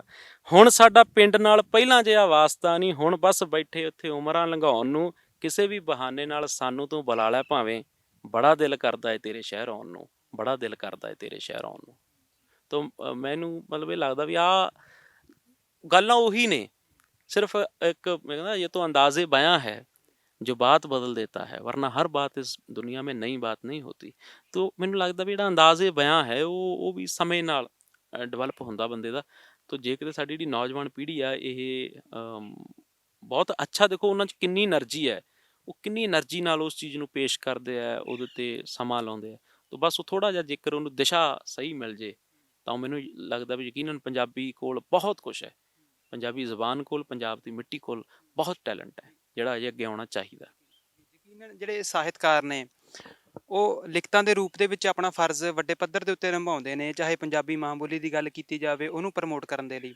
ਪਰ ਕੁਝ ਲੋਕ ਇਹ ਵੀ ਕਹਿੰਦੇ ਨੇ ਕਿ ਜਿਹੜੇ ਸਾਹਿਤਕਾਰ ਨੇ ਉਹ ਸਿਰਫ ਲਿਖਤਾਂ ਤੱਕ ਸੀਮਿਤ ਰਹਿ ਜਾਂਦੇ ਨੇ, ਜਦੋਂ ਜ਼ਮੀਨੀ ਪੱਧਰ ਦੇ ਉੱਤੇ ਕੰਮ ਕਰਨਾ ਹੁੰਦਾ ਹੈ ਸਾਹਿਤਕਾਰ ਉਦੋਂ ਸਾਹਮਣੇ ਨਹੀਂ ਆਉਂਦੇ। ਤੁਹਾਡਾ ਕੀ ਖਿਆਲ ਹੈ ਕਿ ਅਜਿਹੀਆਂ ਗੱਲਾਂ ਸਾਹਿਤਕਾਰਾਂ ਦੇ ਵਿੱਚ ਹੁੰਦੀਆਂ ਨੇ ਕਿ ਜੋ ਜ਼ਮੀਨੀ ਪੱਧਰ ਦੇ ਉੱਤੇ ਕੰਮ ਕਰਨਾ ਹੈ ਤਾਂ ਸਾਹਿਤਕਾਰ ਪਿੱਛੇ ਰਹਿ ਜਾਂਦੇ ਨੇ? ਦੇਖੋ ਇਸ ਤਰ੍ਹਾਂ ਵੀ ਹਰੇਕ ਨੂੰ ਕੁਦਰਤ ਅੱਡ ਅੱਡ ਕਿਸਮ ਦੇ ਟੈਲੈਂਟ ਨਾਲ ਨਵਾਜਦੀ ਹੈ। ਤਾਂ ਮੈਨੂੰ ਲੱਗਦਾ ਵੀ ਜਿਸ ਤਰ੍ਹਾਂ ਦਾ ਜਿਹਦਾ ਟੈਲੈਂਟ ਹੈ ਉਸ ਤਰ੍ਹਾਂ ਦਾ ਉਹਦੇ ਤੋਂ ਯੂਟੀਲਾਈਜੇਸ਼ਨ ਲੈ ਲੈਣੀ ਚਾਹੀਦੀ ਹੈ, ਜਦ ਤੱਕ ਉਹਦੇ ਤੋਂ ਸਮਾਜ ਨੂੰ ਫਾਇਦਾ ਮਿਲ ਰਿਹਾ। ਤੋ ਇਹ ਜ਼ਰੂਰ ਗੱਲ ਇਹ ਤਾਂ ਅਗਲੇ ਲੈਵਲ ਦੀ ਗੱਲ ਹੈ ਨਾ, ਵੀ ਕੋਈ ਬੰਦਾ ਕਹਿਣੀ ਤੇ ਕਰਨੀ ਦਾ ਪੂਰਾ ਵੀ ਹੋਵੇ, ਇਹ ਤਾਂ ਬਹੁਤ ਐਡਵਾਂਸ ਲੈਵਲ ਦੀ ਗੱਲ ਹੈ। ਤਾਂ ਉਹ ਸਾਰੇ ਨਾ ਹੁੰਦੇ ਨੇ, ਨਾ ਅੱਜ ਤੱਕ ਕਦੇ ਹੋਏ ਨੇ ਤੇ ਨਾ ਹੀ ਹੋਣਗੇ। ਇਹ ਇਸ ਤਰ੍ਹਾਂ ਹੀ ਚੱਲਣਾ ਹੈ। ਤੋ ਮੈਨੂੰ ਲੱਗਦਾ ਵੀ ਇਹ ਤਾਂ ਇੰਝ ਹੀ ਚੱਲਣਾ, ਤੈਨੂੰ ਬਸ ਠੀਕ ਹੈ ਚੱਲਣ ਤੋਂ। ਲੋਕ ਸਾਹਿਤਕਾਰਾਂ ਨੂੰ ਸੁਣਦੇ ਨੇ ਆਪਣੇ ਦਿਮਾਗੀ ਟੈਨਸ਼ਨਾਂ ਨੂੰ ਘੱਟ ਕਰਨ ਦੇ ਲਈ ਕਿ ਕੁਝ ਅਜਿਹਾ ਪੜ੍ਹਿਆ ਜਾਵੇ ਜਿਹੜੇ ਸਾਨੂੰ ਸਕੂਨ ਦੇਵੇ, ਜਿਹੜੇ ਸਾਡੀ ਰੂਹ ਦੀ ਖੁਰਾਕ ਹੋਵੇ। ਜਦੋਂ ਆਪਾਂ ਇਹ ਦੇਖਦੇ ਹਾਂ ਕਿ ਸਾਹਿਤਕਾਰ ਜਿਵੇਂ ਤੁਸੀਂ ਕਿਹਾ ਕਿ ਬਹੁਤ ਘੱਟ ਹੁੰਦੇ ਨੇ ਜਿਹੜੇ ਕਹਿਣੀ ਤੇ ਕਥਨੀ ਦੇ ਪੂਰੇ ਨਾ ਹੋਣ। ਗੱਲ ਕੀਤੀ ਜਾਵੇ ਕਿ ਇੱਕ ਨੌਜਵਾਨ ਨੇ ਖੁਦਕੁਸ਼ੀ ਕਰ ਲਈ ਸੀ, ਜਿਹਦੀਆਂ ਲਿਖਤਾਂ ਦੇਖੀਆਂ ਜਾਵੇ ਤਾਂ ਬੜੀਆਂ ਇਨਕਲਾਬੀ ਲਿਖਤਾਂ ਉਹ ਲਿਖ ਕੇ ਗਿਆ ਆ। ਅਫਰੋਜ਼ ਅੰਮ੍ਰਿਤ ਨਾਮ ਦਾ ਨੌਜਵਾਨ, ਸਰਦਾਰ ਪਾਸ਼ ਉਹਨੂੰ ਕਿਹਾ ਜਾਂਦਾ ਸੀ। ਫਿਰ ਅਜਿਹੇ ਕੀ ਕਾਰਨ ਬਣਦੇ ਨੇ ਕਿ ਅਜਿਹਾ ਇਨਕਲਾਬ ਲਿਖਣ ਦੇ ਬਾਵਜੂਦ ਵੀ ਇੱਕ ਸਾਹਿਤਕਾਰ ਹੈ ਜਿਹੜਾ ਉਹ ਖੁਦ ਦੀ ਜਿਹੜੀ ਜੰਗ ਹੈ, ਜ਼ਿੰਦਗੀ ਦੀ ਜਿਹੜੀ ਜੰਗ ਹੈ ਉਹਨੂੰ ਹਾਰ ਜਾਂਦੇ ਨੇ? ਅਫਰੋਜ਼ ਅੰਮ੍ਰਿਤ ਮੇਰਾ ਬੜਾ ਪਿਆਰਾ ਦੋਸਤ ਸੀਗਾ। ਤੁਸੀਂ ਉਹਦਾ ਜ਼ਿਕਰ ਕਰਿਆ, ਉਹਨੂੰ ਯਾਦ ਕਰਿਆ, ਮੈਂ ਤੁਹਾਡਾ ਧੰਨਵਾਦ ਵੀ ਕਰਦਾ ਵੀ ਤੁਸੀਂ ਮੇਰਾ ਜਿਹੜਾ ਚੇਤਾ ਉਹਦੇ ਵੱਲ ਲੈ ਕੇ ਗਏ। ਤੇ ਬੜਾ ਸੈਂਸਿਟਿਵ ਰੂਹ ਸੀ ਉਹ ਅਫਰੋਜ਼ ਅੰਮ੍ਰਿਤ। ਮੈਨੂੰ ਇਹ ਲੱਗਦਾ ਵੀ ਉਹਦਾ ਇੰਨਾ ਜ਼ਿਆਦਾ, ਕਿਉਂਕਿ ਅਸੀਂ ਨਾ ਉਸ ਜਿਵੇਂ ਉਹ ਇੱਧਰ ਖੱਬੇ ਪੱਖੀ ਵੱਲ ਤਾਂ ਬਹੁਤ ਦੇਰ ਬਾਅਦ ਆਇਆ ਉਹ। ਪਹਿਲਾਂ ਉਹ ਬਹੁਤ ਗੁਰਬਾਣੀ ਦਾ ਬੜਾ ਉਹ ਜਗਿਆਸੂ ਸੀ, ਇੰਨਾ ਜਗਿਆਸੂ ਸੀ ਵੀ ਕਈ ਵਾਰੀ ਉਹ ਇੱਕ ਪੰਕਤੀ ਤੇ ਅੜ ਜਾਂਦਾ, ਤੇ ਉਹ ਇੰਨੇ ਵਿਰਾਗ ਚ ਆ ਜਾਂਦਾ ਵੀ ਇੱਕੋ ਹੀ ਪੰਕਤੀ ਨਾਲੇ ਰੋਈ ਜਾਂਦਾ, ਨਾਲੇ ਉਹ ਉਸ ਪੰਕਤੀ ਦਾ ਪਾਠ ਕਰੀ ਜਾਂਦਾ। ਬੜਾ ਜਗਿਆਸੂ ਤੇ ਬੜੀ ਸੈਂਸਿਟਿਵ ਕਿਸਮ ਦੀ ਰੂਹ ਸੀ ਉਹ। ਤੇ ਮੈਨੂੰ ਲੱਗਦਾ ਵੀ ਜਦੋਂ ਅਸੀਂ ਇੰਨੇ ਜ਼ਿਆਦਾ ਸੈਂਸਿਟਿਵ ਹੋ ਜਾਂਦੇ ਹਾਂ ਤਾਂ ਉਹ ਮਤਲਬ ਸਾਡੇ ਕੋਲ ਜ਼ਰਾ ਜਿਹਾ ਵੀ ਕੁਛ ਗਲਤ ਜਿਹੜਾ ਹੈਗਾ ਉਹ ਬਰਦਾਸ਼ਤ ਨਹੀਂ ਹੁੰਦਾ, ਜ਼ਰਾ ਜਿੰਨੀ ਸੱਟ ਵੀ ਜਿਹੜੀ ਹੈਗੀ ਉਹ ਬਰਦਾਸ਼ਤ। ਔਰ ਮੇਰਾ ਇੱਕ ਸ਼ੇਅਰ ਹੈ ਕਿ ਤੁਪਕਾ ਤੁਪਕਾ ਡਿੱਗਦਾ ਰਹੇ ਤਾਂ ਆਖਰ ਨੂੰ, ਖਾਲੀ ਖੂਹ ਵੀ ਨੱਕੋ ਨੀਕਰ ਭਰ ਜਾਂਦਾ ਹੈ, ਤੇ ਭਰੇ ਹੋਏ ਤੋਂ ਹਰ ਇੱਕ ਬੰਦਾ ਡਰ ਜਾਂਦਾ ਹੈ। ਦੋ ਚਿੱਤੀ ਨਾਲ ਭਰਿਆ ਜਗਤ ਸਮੁੰਦਰ ਹੈ, ਜਿਹੜਾ ਕੁਝ ਨਾ ਸੋਚੇ ਉਹ ਤਾਂ ਤਰ ਜਾਂਦਾ ਹੈ, ਡੂੰਘਾ ਸੋਚਣ ਵਾਲਾ ਬੰਦਾ ਮਰ ਜਾਂਦਾ ਹੈ, ਤਾਂ ਮੈਨੂੰ ਇਹ ਲੱਗਦਾ ਵੀ ਇਹ ਸ਼ਾਇਦ ਸੈਂਸਿਟਿਵਿਟੀ, ਗਹਿਰਾਈ ਨਾਲ ਗੱਲਾਂ ਨੂੰ ਸੋਚਣਾ ਕਈ ਵਾਰੀ ਸਾਨੂੰ ਮਤਲਬ ਦੁਨੀਆ ਦੀ ਨਜ਼ਰ 'ਚ ਤਾਂ ਸ਼ਾਇਦ ਕਮਜ਼ੋਰ, ਪਰ ਕਿਸੇ ਹੋਰ ਅਵਸਥਾ ਦੇ ਵਿੱਚ ਵੀ ਚੀਜ਼ਾਂ ਲੈ ਜਾਂਦੀਆਂ ਨੇ, ਜਿਹਦਾ ਅਖੀਰ ਨਤੀਜਾ ਇਹ ਹੁੰਦਾ ਹੈ। ਦੁਨੀਆ ਨੂੰ ਬਾਹਲੀ ਗਹਿਰਾਈ ਦੇ ਨਾਲ ਦੇਖਣ ਲੱਗ ਜਾਂਦਾ, ਜਿਹੜੀਆਂ ਸਾਰੀਆਂ ਪਰਤਾਂ ਫਰੋਲ ਲੈਂਦਾ ਦੁਨੀਆ ਦੀਆਂ, ਉਹ ਦੁਖੀ ਵੀ ਕਿਤੇ ਨਾ ਕਿਤੇ ਹੋ ਜਾਂਦਾ, ਜਿਹੜਾ ਸਮਾਜ ਦਾ ਸਾਡਾ ਸਿਸਟਮ ਹੈ ਉਹਦੇ ਤੋਂ। ਅਸਲ 'ਚ ਮਨਦੀਪ ਜੀ ਕੀ ਹੁੰਦਾ ਹੈ ਵੀ ਕੋਈ ਵੀ ਬੰਦਾ ਆਪਣੀ ਅੱਖ ਅੱਗੇ ਗਲਤ ਹੁੰਦਾ ਨਹੀਂ ਦੇਖ ਸਕਦਾ, ਕੋਈ ਵੀ ਨਹੀਂ।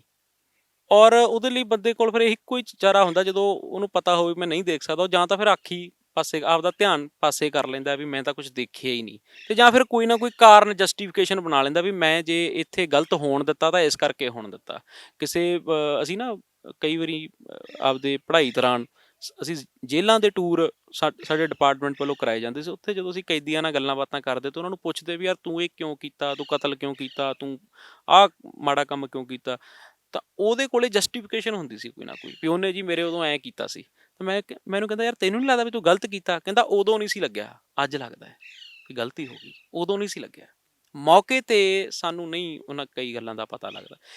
ਜਿਹੜਾ ਵਿਦਵਾਨ ਬੰਦਾ ਹੁੰਦਾ, ਬੁੱਧੀਜੀਵੀ ਹੁੰਦਾ, ਉਹ ਗੱਲਾਂ ਨੂੰ ਦੁਨੀਆ ਨੂੰ ਹੋਰ ਤਰੀਕੇ ਨਾਲ ਅਬਜ਼ਰਵ ਕਰਨ ਲੱਗ ਜਾਂਦਾ, ਕਿਉਂਕਿ ਉਹਨੂੰ ਪਤਾ ਲੱਗਣ ਲੱਗ ਜਾਂਦਾ ਵੀ ਯਾਰ ਇੱਥੇ ਆਹ ਗਲਤ ਹੋ ਰਿਹਾ।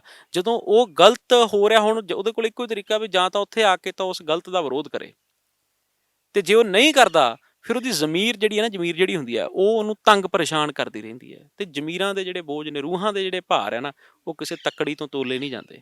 ਉਹ ਫਿਰ ਰੂਹਾਂ ਦਾ ਭਾਰ ਜਿਹੜਾ ਬੰਦੇ ਨੂੰ ਲੈ ਪੈਂਦਾ।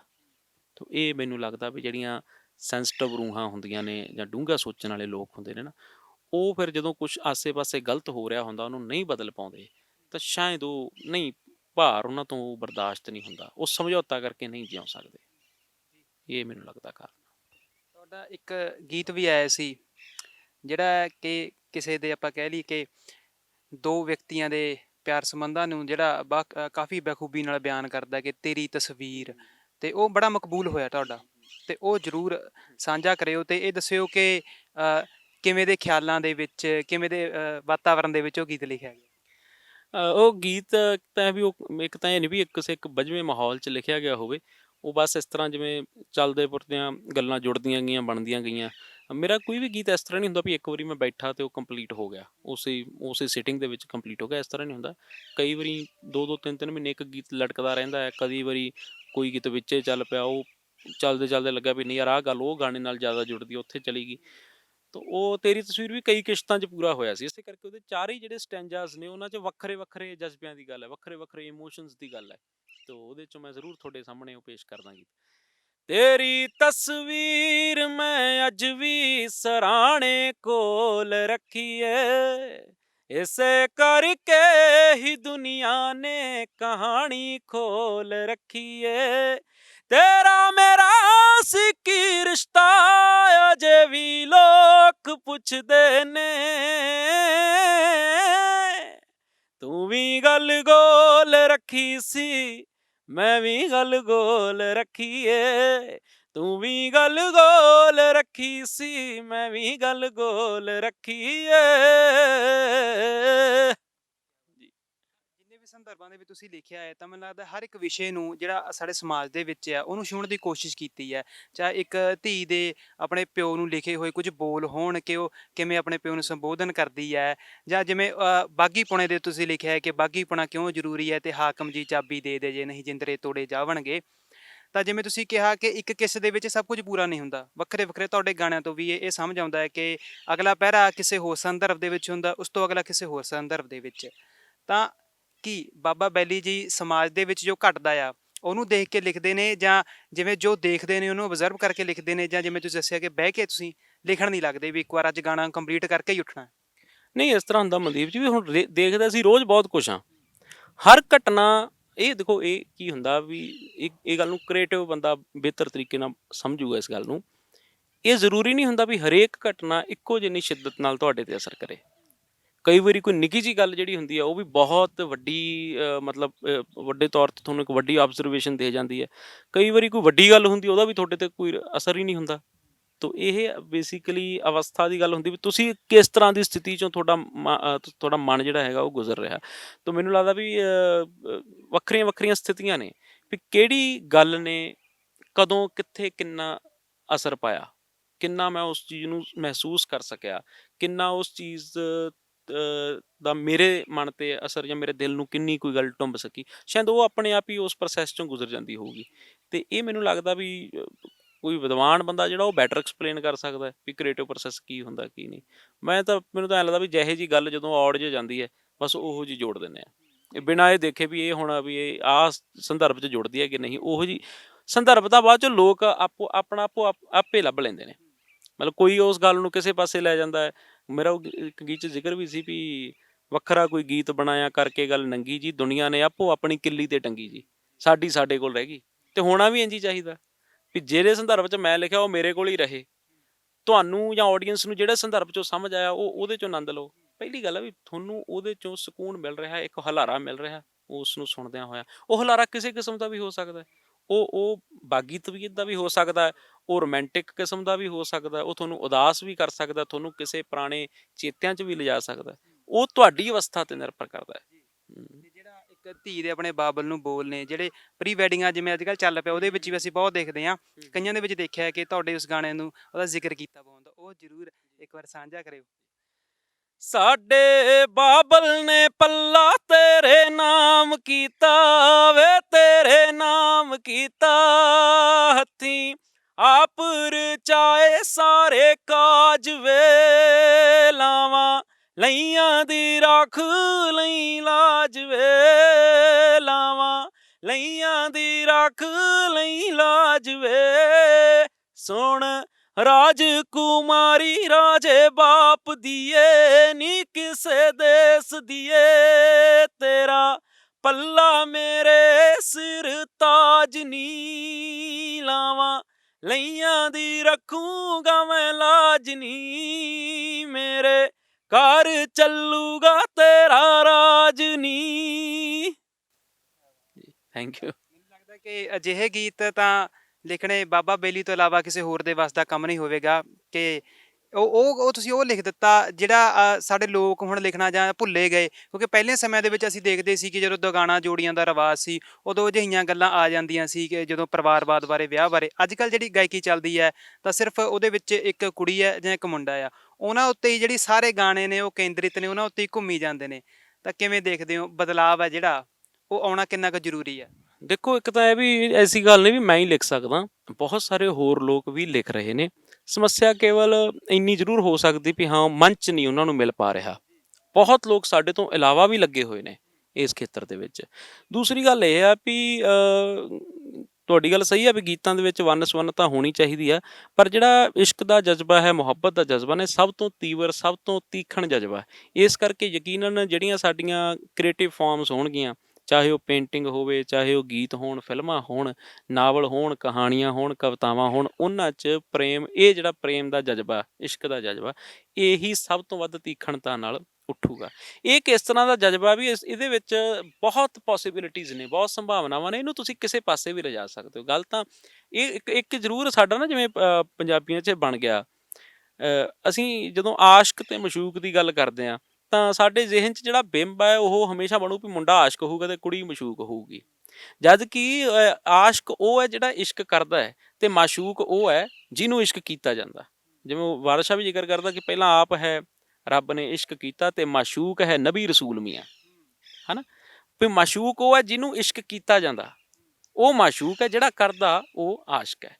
ਤਾਂ ਇਹ ਯਕੀਨਨ, ਔਰ ਇਹ ਜਦੋਂ ਵੀ ਇਸ਼ਕ ਦੀ ਗੱਲ ਹੋਊਗੀ, ਪ੍ਰੇਮ ਦੀ ਗੱਲ ਹੋਊਗੀ, ਚਾਹੇ ਕਿਸੇ ਫਾਰਮ 'ਚ ਵੀ ਹੋਵੇ। ਹੁਣ ਜੇ ਗੁਰਬਾਣੀ ਵੀ ਤਾਂ ਸਾਰੀ ਪ੍ਰੇਮ ਦੀ ਗੱਲ ਕਰਦੀ ਹੈ। ਉਹ ਆਪਦੇ ਆਪ ਨੂੰ ਮਤਲਬ ਇਸਤਰੀ ਰੂਪ ਕਰਕੇ ਤੇ ਪਰਮਾਤਮਾ ਨੂੰ ਜਿਹੜਾ ਹੈਗਾ ਉਹ ਪੁਰਖ ਦੇ ਰੂਪ ਦੇ ਵਿੱਚ, ਅਕਾਲ ਪੁਰਖ ਦੇ ਰੂਪ ਵਿੱਚ ਚਿਤਵਿਆ ਗਿਆ ਗੁਰਬਾਣੀ ਦੇ ਵਿੱਚ ਵੀ। ਤਾਂ ਮੈਨੂੰ ਲੱਗਦਾ ਵੀ ਇਹ ਜਿਹੜਾ ਇਸ਼ਕ ਮੁਹੱਬਤ ਦਾ ਜਜ਼ਬਾ, ਇਹ ਅਮਰ ਹੈ, ਸਦਾ ਰਹਿਣ ਵਾਲਾ ਹੈ, ਤੀਖਣ ਹੈ, ਔਰ ਮਨੁੱਖੀ ਸੰਵੇਦਨਾਵਾਂ 'ਚੋਂ ਬੰਦੇ ਨੂੰ ਸਭ ਤੋਂ ਵੱਧ ਜੇ ਕਿਸੇ ਚੀਜ਼ ਨੇ ਕੋਈ ਚੀਜ਼ ਟੁੰਬਦੀ ਹੈ ਤਾਂ ਉਹ ਇਹੀ ਜਜ਼ਬਾ ਹੈ। ਇਹੀ ਹਾਰਮੋਨਸ ਨੇ ਜਿਹੜੇ ਸਭ ਤੋਂ ਵੱਧ ਉਹਦੀ ਜ਼ਿੰਦਗੀ ਨੂੰ ਚਲਾਉਣ ਵਾਲੀ ਜਿਹੜੀ ਚੀਜ਼ ਆਪਾਂ ਕਹਿ ਸਕਦੇ ਹਾਂ। ਤਾਂ ਇਹ ਇਸ ਤਰ੍ਹਾਂ ਹੀ ਰਹਿਣਾ। ਸਵਾਲ ਤਾਂ ਇਹ ਆ ਵੀ ਤੁਸੀਂ ਜਦੋਂ ਗੀਤ ਨੂੰ ਸੁਣ ਰਹੇ ਹੋ, ਮੈਂ ਫਿਰ ਉਹੀ ਗੱਲ ਕਰਦਾ ਵੀ ਤੁਸੀਂ ਜਿਸ ਕਿਸਮ ਦੀ ਅਵਸਥਾ 'ਚੋਂ ਸੁਣ ਰਹੇ ਹੋ, ਤੁਹਾਨੂੰ ਉਸ ਕਿਸਮ ਦੇ ਅਰਥ ਹੀ ਉਹਦੇ 'ਚੋਂ ਸਪਸ਼ਟ ਹੋਣ ਲੱਗ ਜਾਣਗੇ। ਜਿਵੇਂ ਸਿੱਧੀ ਜੀ ਗੱਲ ਆ ਵੀ ਤੇਰੀ ਤਸਵੀਰ ਮੈਂ ਅੱਜ ਵੀ ਸਰਾਣੇ ਕੋਲ ਰੱਖੀ ਹੈ, ਹੈਨਾ। ਤੇਰਾ ਮੇਰਾ ਸੀ ਕੀ ਰਿਸ਼ਤਾ, ਅਜੇ ਵੀ ਲੋਕ ਪੁੱਛਦੇ ਨੇ। ਇਹ ਤਾਂ ਕਿਸੇ ਪਾਸੇ ਵੀ ਲੈ ਜਾਓ ਗੱਲ ਤੁਸੀਂ, ਇਹ ਤੁਹਾਡੀ ਅਵਸਥਾ ਤੇ ਨਿਰਭਰ ਕਰੂਗਾ। ਹਾਂ, ਇਹ ਜ਼ਰੂਰ ਆ ਵੀ ਜਦੋਂ ਅਸੀਂ ਵੀਡੀਓ ਬਣਾਉਂਦੇ ਹਾਂ, ਵੀਡੀਓ ਦੇ ਵਿੱਚ ਕਿਉਂਕਿ ਆਮ ਤੌਰ ਤੇ ਮਾਡਲ ਜਿਹੜੇ ਹੁੰਦੇ ਨੇ ਜਵਾਨ ਮੁੰਡਾ ਕੁੜੀ ਹੁੰਦੇ ਨੇ, ਔਰ ਕਹਾਣੀ ਦਾ ਰੂਪ ਉਸ ਤਰ੍ਹਾਂ ਦਾ ਹੁੰਦਾ, ਇਸ ਕਰਕੇ ਉਹ ਐਂ ਸਮਝ ਲੈ ਜਾਂਦਾ ਵੀ ਸ਼ਾਇਦ ਇੱਧਰ ਦੀ ਹੋਈ ਗੱਲ ਹੈ। ਜਦ ਕਿ ਜਦੋਂ ਕਿਤੇ ਤੁਸੀਂ ਮੇਰੇ ਕਿਸੇ ਵੀ ਗੀਤ ਨੂੰ ਚੱਕ ਕੇ ਦੇਖੋਗੇ ਤੁਹਾਨੂੰ ਮਹਿਸੂਸ ਹੋਊਗੀ ਇਹ ਗੱਲ ਵੀ ਹਾਂ ਯਾਰ ਵੀ ਇਹ ਤਾਂ ਵੀ ਜੇ ਅਸੀਂ ਇਹਨੂੰ ਚਾਹੀਏ ਤਾਂ ਕਿਸੇ ਪਾਸੇ ਵੀ ਲੈ ਜਾਈਏ ਇਸ ਗੀਤ ਨੂੰ। ਮਤਲਬ ਮੁਹੱਬਤ ਸਦਾ ਅਮਰ ਰਹਿਣ ਵਾਲਾ ਜਜ਼ਬਾ ਸਦਾ। ਤੇ ਤਾਂ ਹੀ ਸ਼ਾਇਦ ਲੱਗਦਾ ਹੈ ਕਿ ਤੁਸੀਂ ਉਸ ਸੰਦਰਭ ਦੇ ਵਿੱਚ ਨਾ ਗਾਣੇ ਨੂੰ ਰਿਕਾਰਡ ਨਹੀਂ ਕਰਦੇ, ਤੇਰੀ ਤਸਵੀਰ ਵੀ ਉਸ ਢੰਗ ਦੇ ਨਾਲ ਨਹੀਂ ਰਿਕਾਰਡ ਕੀਤਾ ਗਿਆ। ਜਾਂਦਾ ਵੀ ਮੈਂ ਜਿਵੇਂ ਕਹਿਣਾ ਹੁੰਨਾ ਵੀ ਮੇਰੇ ਤੋਂ ਇੱਕ ਵਾਰੀ ਕਿਸੇ ਨੇ ਕਹਿਤਾ ਵੀ ਸੂਫੀ ਗਾਇਕ ਗੀਤਕਾਰ ਕਿਸੇ ਥਾਂ ਤੇ ਕਹਿਤਾ। ਤੋ ਜਦੋਂ ਮੈਂ ਚਲੋ ਜੀ ਪ੍ਰੋਗਰਾਮ ਕਰਕੇ ਹਟਿਆ ਤਾਂ ਇੱਕ ਬਜ਼ੁਰਗ ਆਇਆ ਕਹਿੰਦੇ ਯਾਰ ਵੀ ਸੂਫੀ ਪੁਣੇ ਵਾਲੀ ਤਾਂ ਗੱਲ ਹੈ ਹੀ ਨਹੀਂ ਸੀ ਕੁਛ ਜੀ, ਤੁਸੀਂ ਤਾਂ ਪਿਆ ਇਸ਼ਕ ਮੁਸ਼ਕ ਦੀਆਂ ਗੱਲਾਂ ਹੀ ਕਰੀ ਗਏ। ਤਾਂ ਮੈਂ ਕਿਹਾ ਜੀ ਹੋਰ ਸੂਫੀ ਪੁਣਾ ਕੀ ਹੁੰਦਾ ਹੈ? ਸੂਫੀਜ਼ਮ ਤੋਂ ਤੁਹਾਡਾ ਕੀ ਮਤਲਬ ਹੈ? ਅਸਲ 'ਚ ਕੀ ਹੋ ਗਿਆ, ਸੂਫੀਜ਼ਮ ਵੀ ਕਮਰਸ਼ੀਅਲ ਹੋ ਗਿਆ। ਜਦ ਤੱਕ ਕਿਸੇ ਗੀਤ ਨੂੰ ਤੁਸੀਂ ਸੂਫੀ ਬਣਾਉਣਾ ਹੈ ਤਾਂ ਤੁਹਾਡੇ ਕੋਲੇ ਉਹਦੇ 'ਚ ਇੱਕ ਤਾਂ ਜੀ ਤੁਸੀਂ ਸਾਈਆਂ ਪਾ ਦਿਓ, ਦਰਗਾਹ ਸ਼ਬਦ ਪਾ ਦਿਓ, ਮੌਲਾ ਪਾ ਦਿਓ, ਠੀਕ ਹੈ ਜੀ, ਮਾਲਾ ਪਾ ਦਿਓ, ਕੰਜਰੀ ਪਾ ਦਿਓ, ਝਾਂਜਰਾਂ ਪਾ ਦਿਓ, ਘੁੰਗਰੂ ਪਾ ਦਿਓ, ਇਸ਼ਕ ਨਚਾਇਆ, ਇਸ ਤਰ੍ਹਾਂ ਦੀਆਂ ਗੱਲਾਂ ਜੋ ਤੁਸੀਂ ਪਾਤੇ ਤਾਂ ਉਹ ਗੀਤ ਫਿਰ ਸੂਫੀ ਬਣ ਜਾਊਗਾ। ਜਦ ਕਿ ਇਹ ਸੂਫੀਜ਼ਮ ਇੰਨਾ ਕੋਈ ਇੰਨਾ ਪਰਟੀਕੂਲਰ ਲਫ਼ਜ਼ਾਂ ਦਾ ਮੁਹਤਾਜ ਨਹੀਂ ਹੈ। ਸੂਫੀਜ਼ਮ ਦਾ ਮਤਲਬ ਹੀ ਪ੍ਰੇਮ ਦੀ ਗੱਲ ਹੈ, ਸਮਰਪਣ ਦੀ ਗੱਲ ਹੈ। ਜਿੱਥੇ ਕੋਈ ਬੰਦਾ ਕਹਿ ਰਿਹਾ ਵੀ ਯਾਰ ਵੀ ਹਾਰੇ ਤੂੰ ਜਿੱਤਿਆ ਮੈਂ ਹਾਰੀ, ਹੈ ਨਾ, ਉਹ ਸੂਫੀਜ਼ਮ ਹੈ। ਕਰ ਲੈ ਦਿਲ ਲੱਗੀਆਂ ਤੂੰ ਜਿੱਤਿਆ ਮੈਂ ਹਾਰੀ, ਸਾਡੇ ਪੰਜਾਬੀ 'ਚ ਬੋਲੀ ਹੈ ਨਾ। ਉਹ ਜਦੋਂ ਆਪ ਦੀ ਹਾਰ ਕਬੂਲ ਕਰ ਲਈ, ਉਹਦੀ ਜਿੱਤ ਜਿਹਨੂੰ ਇਸ਼ਕ ਕਰਦੇ ਹੋ। ਇਹ ਅੱਛਾ ਇਹਦੇ 'ਚ ਵੀ ਫਰਕ ਹੈ। ਹਾਕਮ ਦੀ ਜਿੱਤ ਨਹੀਂ ਕਬੂਲ ਕਰਨੀ, ਜਾਬਰ ਦੀ ਜਿੱਤ ਨਹੀਂ ਕਬੂਲ ਕਰਨੀ, ਉਹਦੀ ਜਿੱਤ ਕਬੂਲ ਕਰਨੀ ਹੈ ਜਿਹਨੂੰ ਤੁਸੀਂ ਇਸ਼ਕ ਕਰਦੇ ਹੋ। ਇਹ ਸੂਫੀਪੁਣਾ ਹੈ। ਹਾਕਮ ਦੀ ਜਿੱਤ ਨੂੰ ਕਬੂਲ ਕਰਨਾ ਜਿਹੜਾ ਉਹ ਸੂਫੀਪੁਣਾ ਨਹੀਂ ਹੈ, ਉਹ ਸੂਫੀਜ਼ਮ ਤੋਂ ਉਲਟ ਹੈ। ਹਾਕਮ ਨੂੰ ਤਾਂ ਚੈਲੰਜ ਕਰਨਾ ਹੈ ਕਿਉਂਕਿ ਉੱਥੇ ਇਸ਼ਕ ਲੋਕਾਂ ਨਾਲ ਹੈ, ਉੱਥੇ ਇਸ਼ਕ ਜਨਤਾ ਨਾਲ। ਤਾਂ ਸੂਫੀਜ਼ਮ ਦੀ ਡਾਇਮੈਂਸ਼ਨ ਬੜੀ ਵੱਡੀ ਹੈ। ਪਰ ਸਾਡੀ ਸਮੱਸਿਆ ਇਹ ਆ ਵੀ ਅਸੀਂ ਸੂਫੀਜ਼ਮ ਨੂੰ ਵੀ ਐਂ ਹੀ ਸਮੇਟ ਕੇ ਰੱਖਤਾ, ਡੇਰਾ ਕੁਟੀਆ ਮਸਤ ਜਾਂ ਇਸ ਤਰ੍ਹਾਂ ਦਾ ਸਿਸਟਮ ਜਿਹਾ ਬਣਾ ਕੇ ਵੀ ਇਹ ਸੂਫੀਜ਼ਮ ਹੈ। ਨਹੀਂ, ਹਰੇਕ ਉਹ ਰੂਹ ਸੂਫੀ ਹੈ ਜਿਹਦਾ ਕਿਸੇ ਥਾਂ ਫੋਕਸ ਜੁੜਿਆ ਹੋਇਆ, ਜਿਹਦਾ ਕਿਸੇ ਥਾਂ ਧਿਆਨ ਜੁੜਿਆ ਹੋਇਆ, ਜਿਹਨੇ ਆਪਦੀ ਸਾਰੀ ਜ਼ਿੰਦਗੀ ਇੱਕ ਮਕਸਦ ਨੂੰ ਦੇਤੀ, ਉਹ ਸੂਫੀ ਸੰਤ ਹੀ ਹੈ।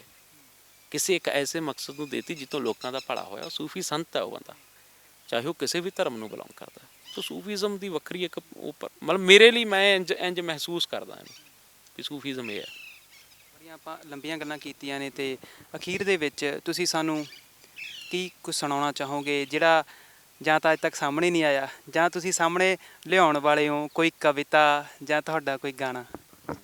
ਲਾਜ਼ਮੀ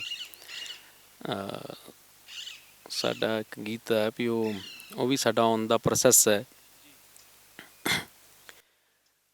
ਬਾਬੇ ਦੇ ਆ ਸੁਣ ਬੇਲੀਆ ਵੇ, ਬਾਬੇ ਦੇ ਆ ਸੁਣ ਬੇਲੀਆ ਵੇ, ਮੈਂ ਇੱਥੇ ਤੇ ਯਾਰ ਪਟਿਆਲੇ, ਕੁੰਜੀ ਹੱਥ ਤੇ ਗਵਾਚ ਗਏ ਤਾਲੇ, ਮੁਸ਼ਕਲ ਇਹ ਬਣ ਗਈ ਵੇ ਕੁੰਡੀ ਲਾਈ ਹੋਈ ਖੋਲੇ ਹੀ ਨਾ, ਤੈਨੂੰ ਮੈਂ ਨਾਰਾਜ਼ ਕਿਉਂ ਕਰਾਂ, ਤੇਰਾ ਕੀ ਪਤਾ ਬੋਲੇ ਹੀ ਨਾ ਵੇ, ਤੈਨੂੰ ਮੈਂ ਨਾਰਾਜ਼ ਕਿਉਂ ਕਰਾਂ। ਇਹ ਗੀਤ ਆ ਰਿਹਾ ਸਾਡਾ। ਗੱਲਬਾਤ ਕੀਤੀ ਹੈ ਬਾਬਾ ਬੇਲੀ ਜੀ ਦੇ ਨਾਲ, ਤਾਂ ਉਹਨਾਂ ਦੀਆਂ ਗੱਲਾਂ ਬਾਤਾਂ ਤੁਸੀਂ ਸੁਣੀਆਂ ਨੇ, ਜਾਂ ਜਿਹੜੇ ਆਉਣ ਵਾਲੇ ਗੀਤ ਨੇ ਉਹ ਵੀ ਤੁਸੀਂ ਸੁਣੇ ਨੇ, ਤਾਂ ਬੜੇ ਮਕਬੂਲ ਹੋ ਰਹੇ ਨੇ ਉਹਨਾਂ ਦੇ ਗੀਤ ਲੋਕਾਂ ਦੇ ਵਿੱਚ। ਹਾਂ, ਬੇਸ਼ੱਕ ਸੁਣਨ ਵਾਲਿਆਂ ਦੀ ਕਤਾਰ ਹਜੇ ਘੱਟ ਆ, ਪਰ ਜਿਵੇਂ ਜਿਵੇਂ ਲੋਕਾਂ ਦਾ ਬੌਧਿਕ ਪੱਧਰ ਉੱਚਾ ਹੁੰਦਾ ਜਾਵੇਗਾ, ਯਕੀਨਨ ਇਸ ਪੱਧਰ ਦੇ ਗੀਤਕਾਰਾਂ ਨੂੰ ਸੁਣਨ ਵਾਲਿਆਂ ਦੀ ਕਤਾਰ ਹੈ ਜਿਹੜੀ ਉਹ ਵੀ ਲੰਬੀ ਹੁੰਦੀ ਜਾਵੇਗੀ। ਤਾਂ ਇੱਕ ਖਾਸ ਗੱਲ ਜਿਹੜੀ ਕਿ ਬੜੇ ਘੱਟ ਕਲਾਕਾਰਾਂ ਦੇ ਵਿੱਚ ਦੇਖਣ ਨੂੰ ਮਿਲਦੀ ਹੈ, ਉਹ ਹੈ ਹਾਕਮ ਧਿਰ ਦੇ ਸਾਹਮਣੇ ਵਿਰੋਧੀ ਧਿਰ ਦੀ ਭੂਮਿਕਾ ਨਿਭਾਉਣੀ। ਤਾਂ ਬੜੇ ਚੋਣਵੇਂ ਕਲਾਕਾਰ ਨੇ ਜਿਹੜੇ ਅਜਿਹੀਆਂ ਕਰਾਰੀਆਂ ਚੋਟਾਂ ਕਰਦੇ ਨੇ ਹਾਕਮ ਧਿਰ ਦੀਆਂ ਪਾਲਸੀਆਂ ਦੇ ਉੱਤੇ, ਜਾਂ ਉਹਨਾਂ ਦੀਆਂ ਨੀਤੀਆਂ ਦੇ ਉੱਤੇ, ਜਾਂ ਉਹਨਾਂ ਦੇ ਸਾਹਮਣੇ ਬੋਲਦੇ ਨਜ਼ਰ ਆਉਂਦੇ ਨੇ। ਬਾਬਾ ਬੇਲੀ ਜੀ ਉਹਨਾਂ ਦੇ ਵਿੱਚੋਂ ਇੱਕ ਨੇ।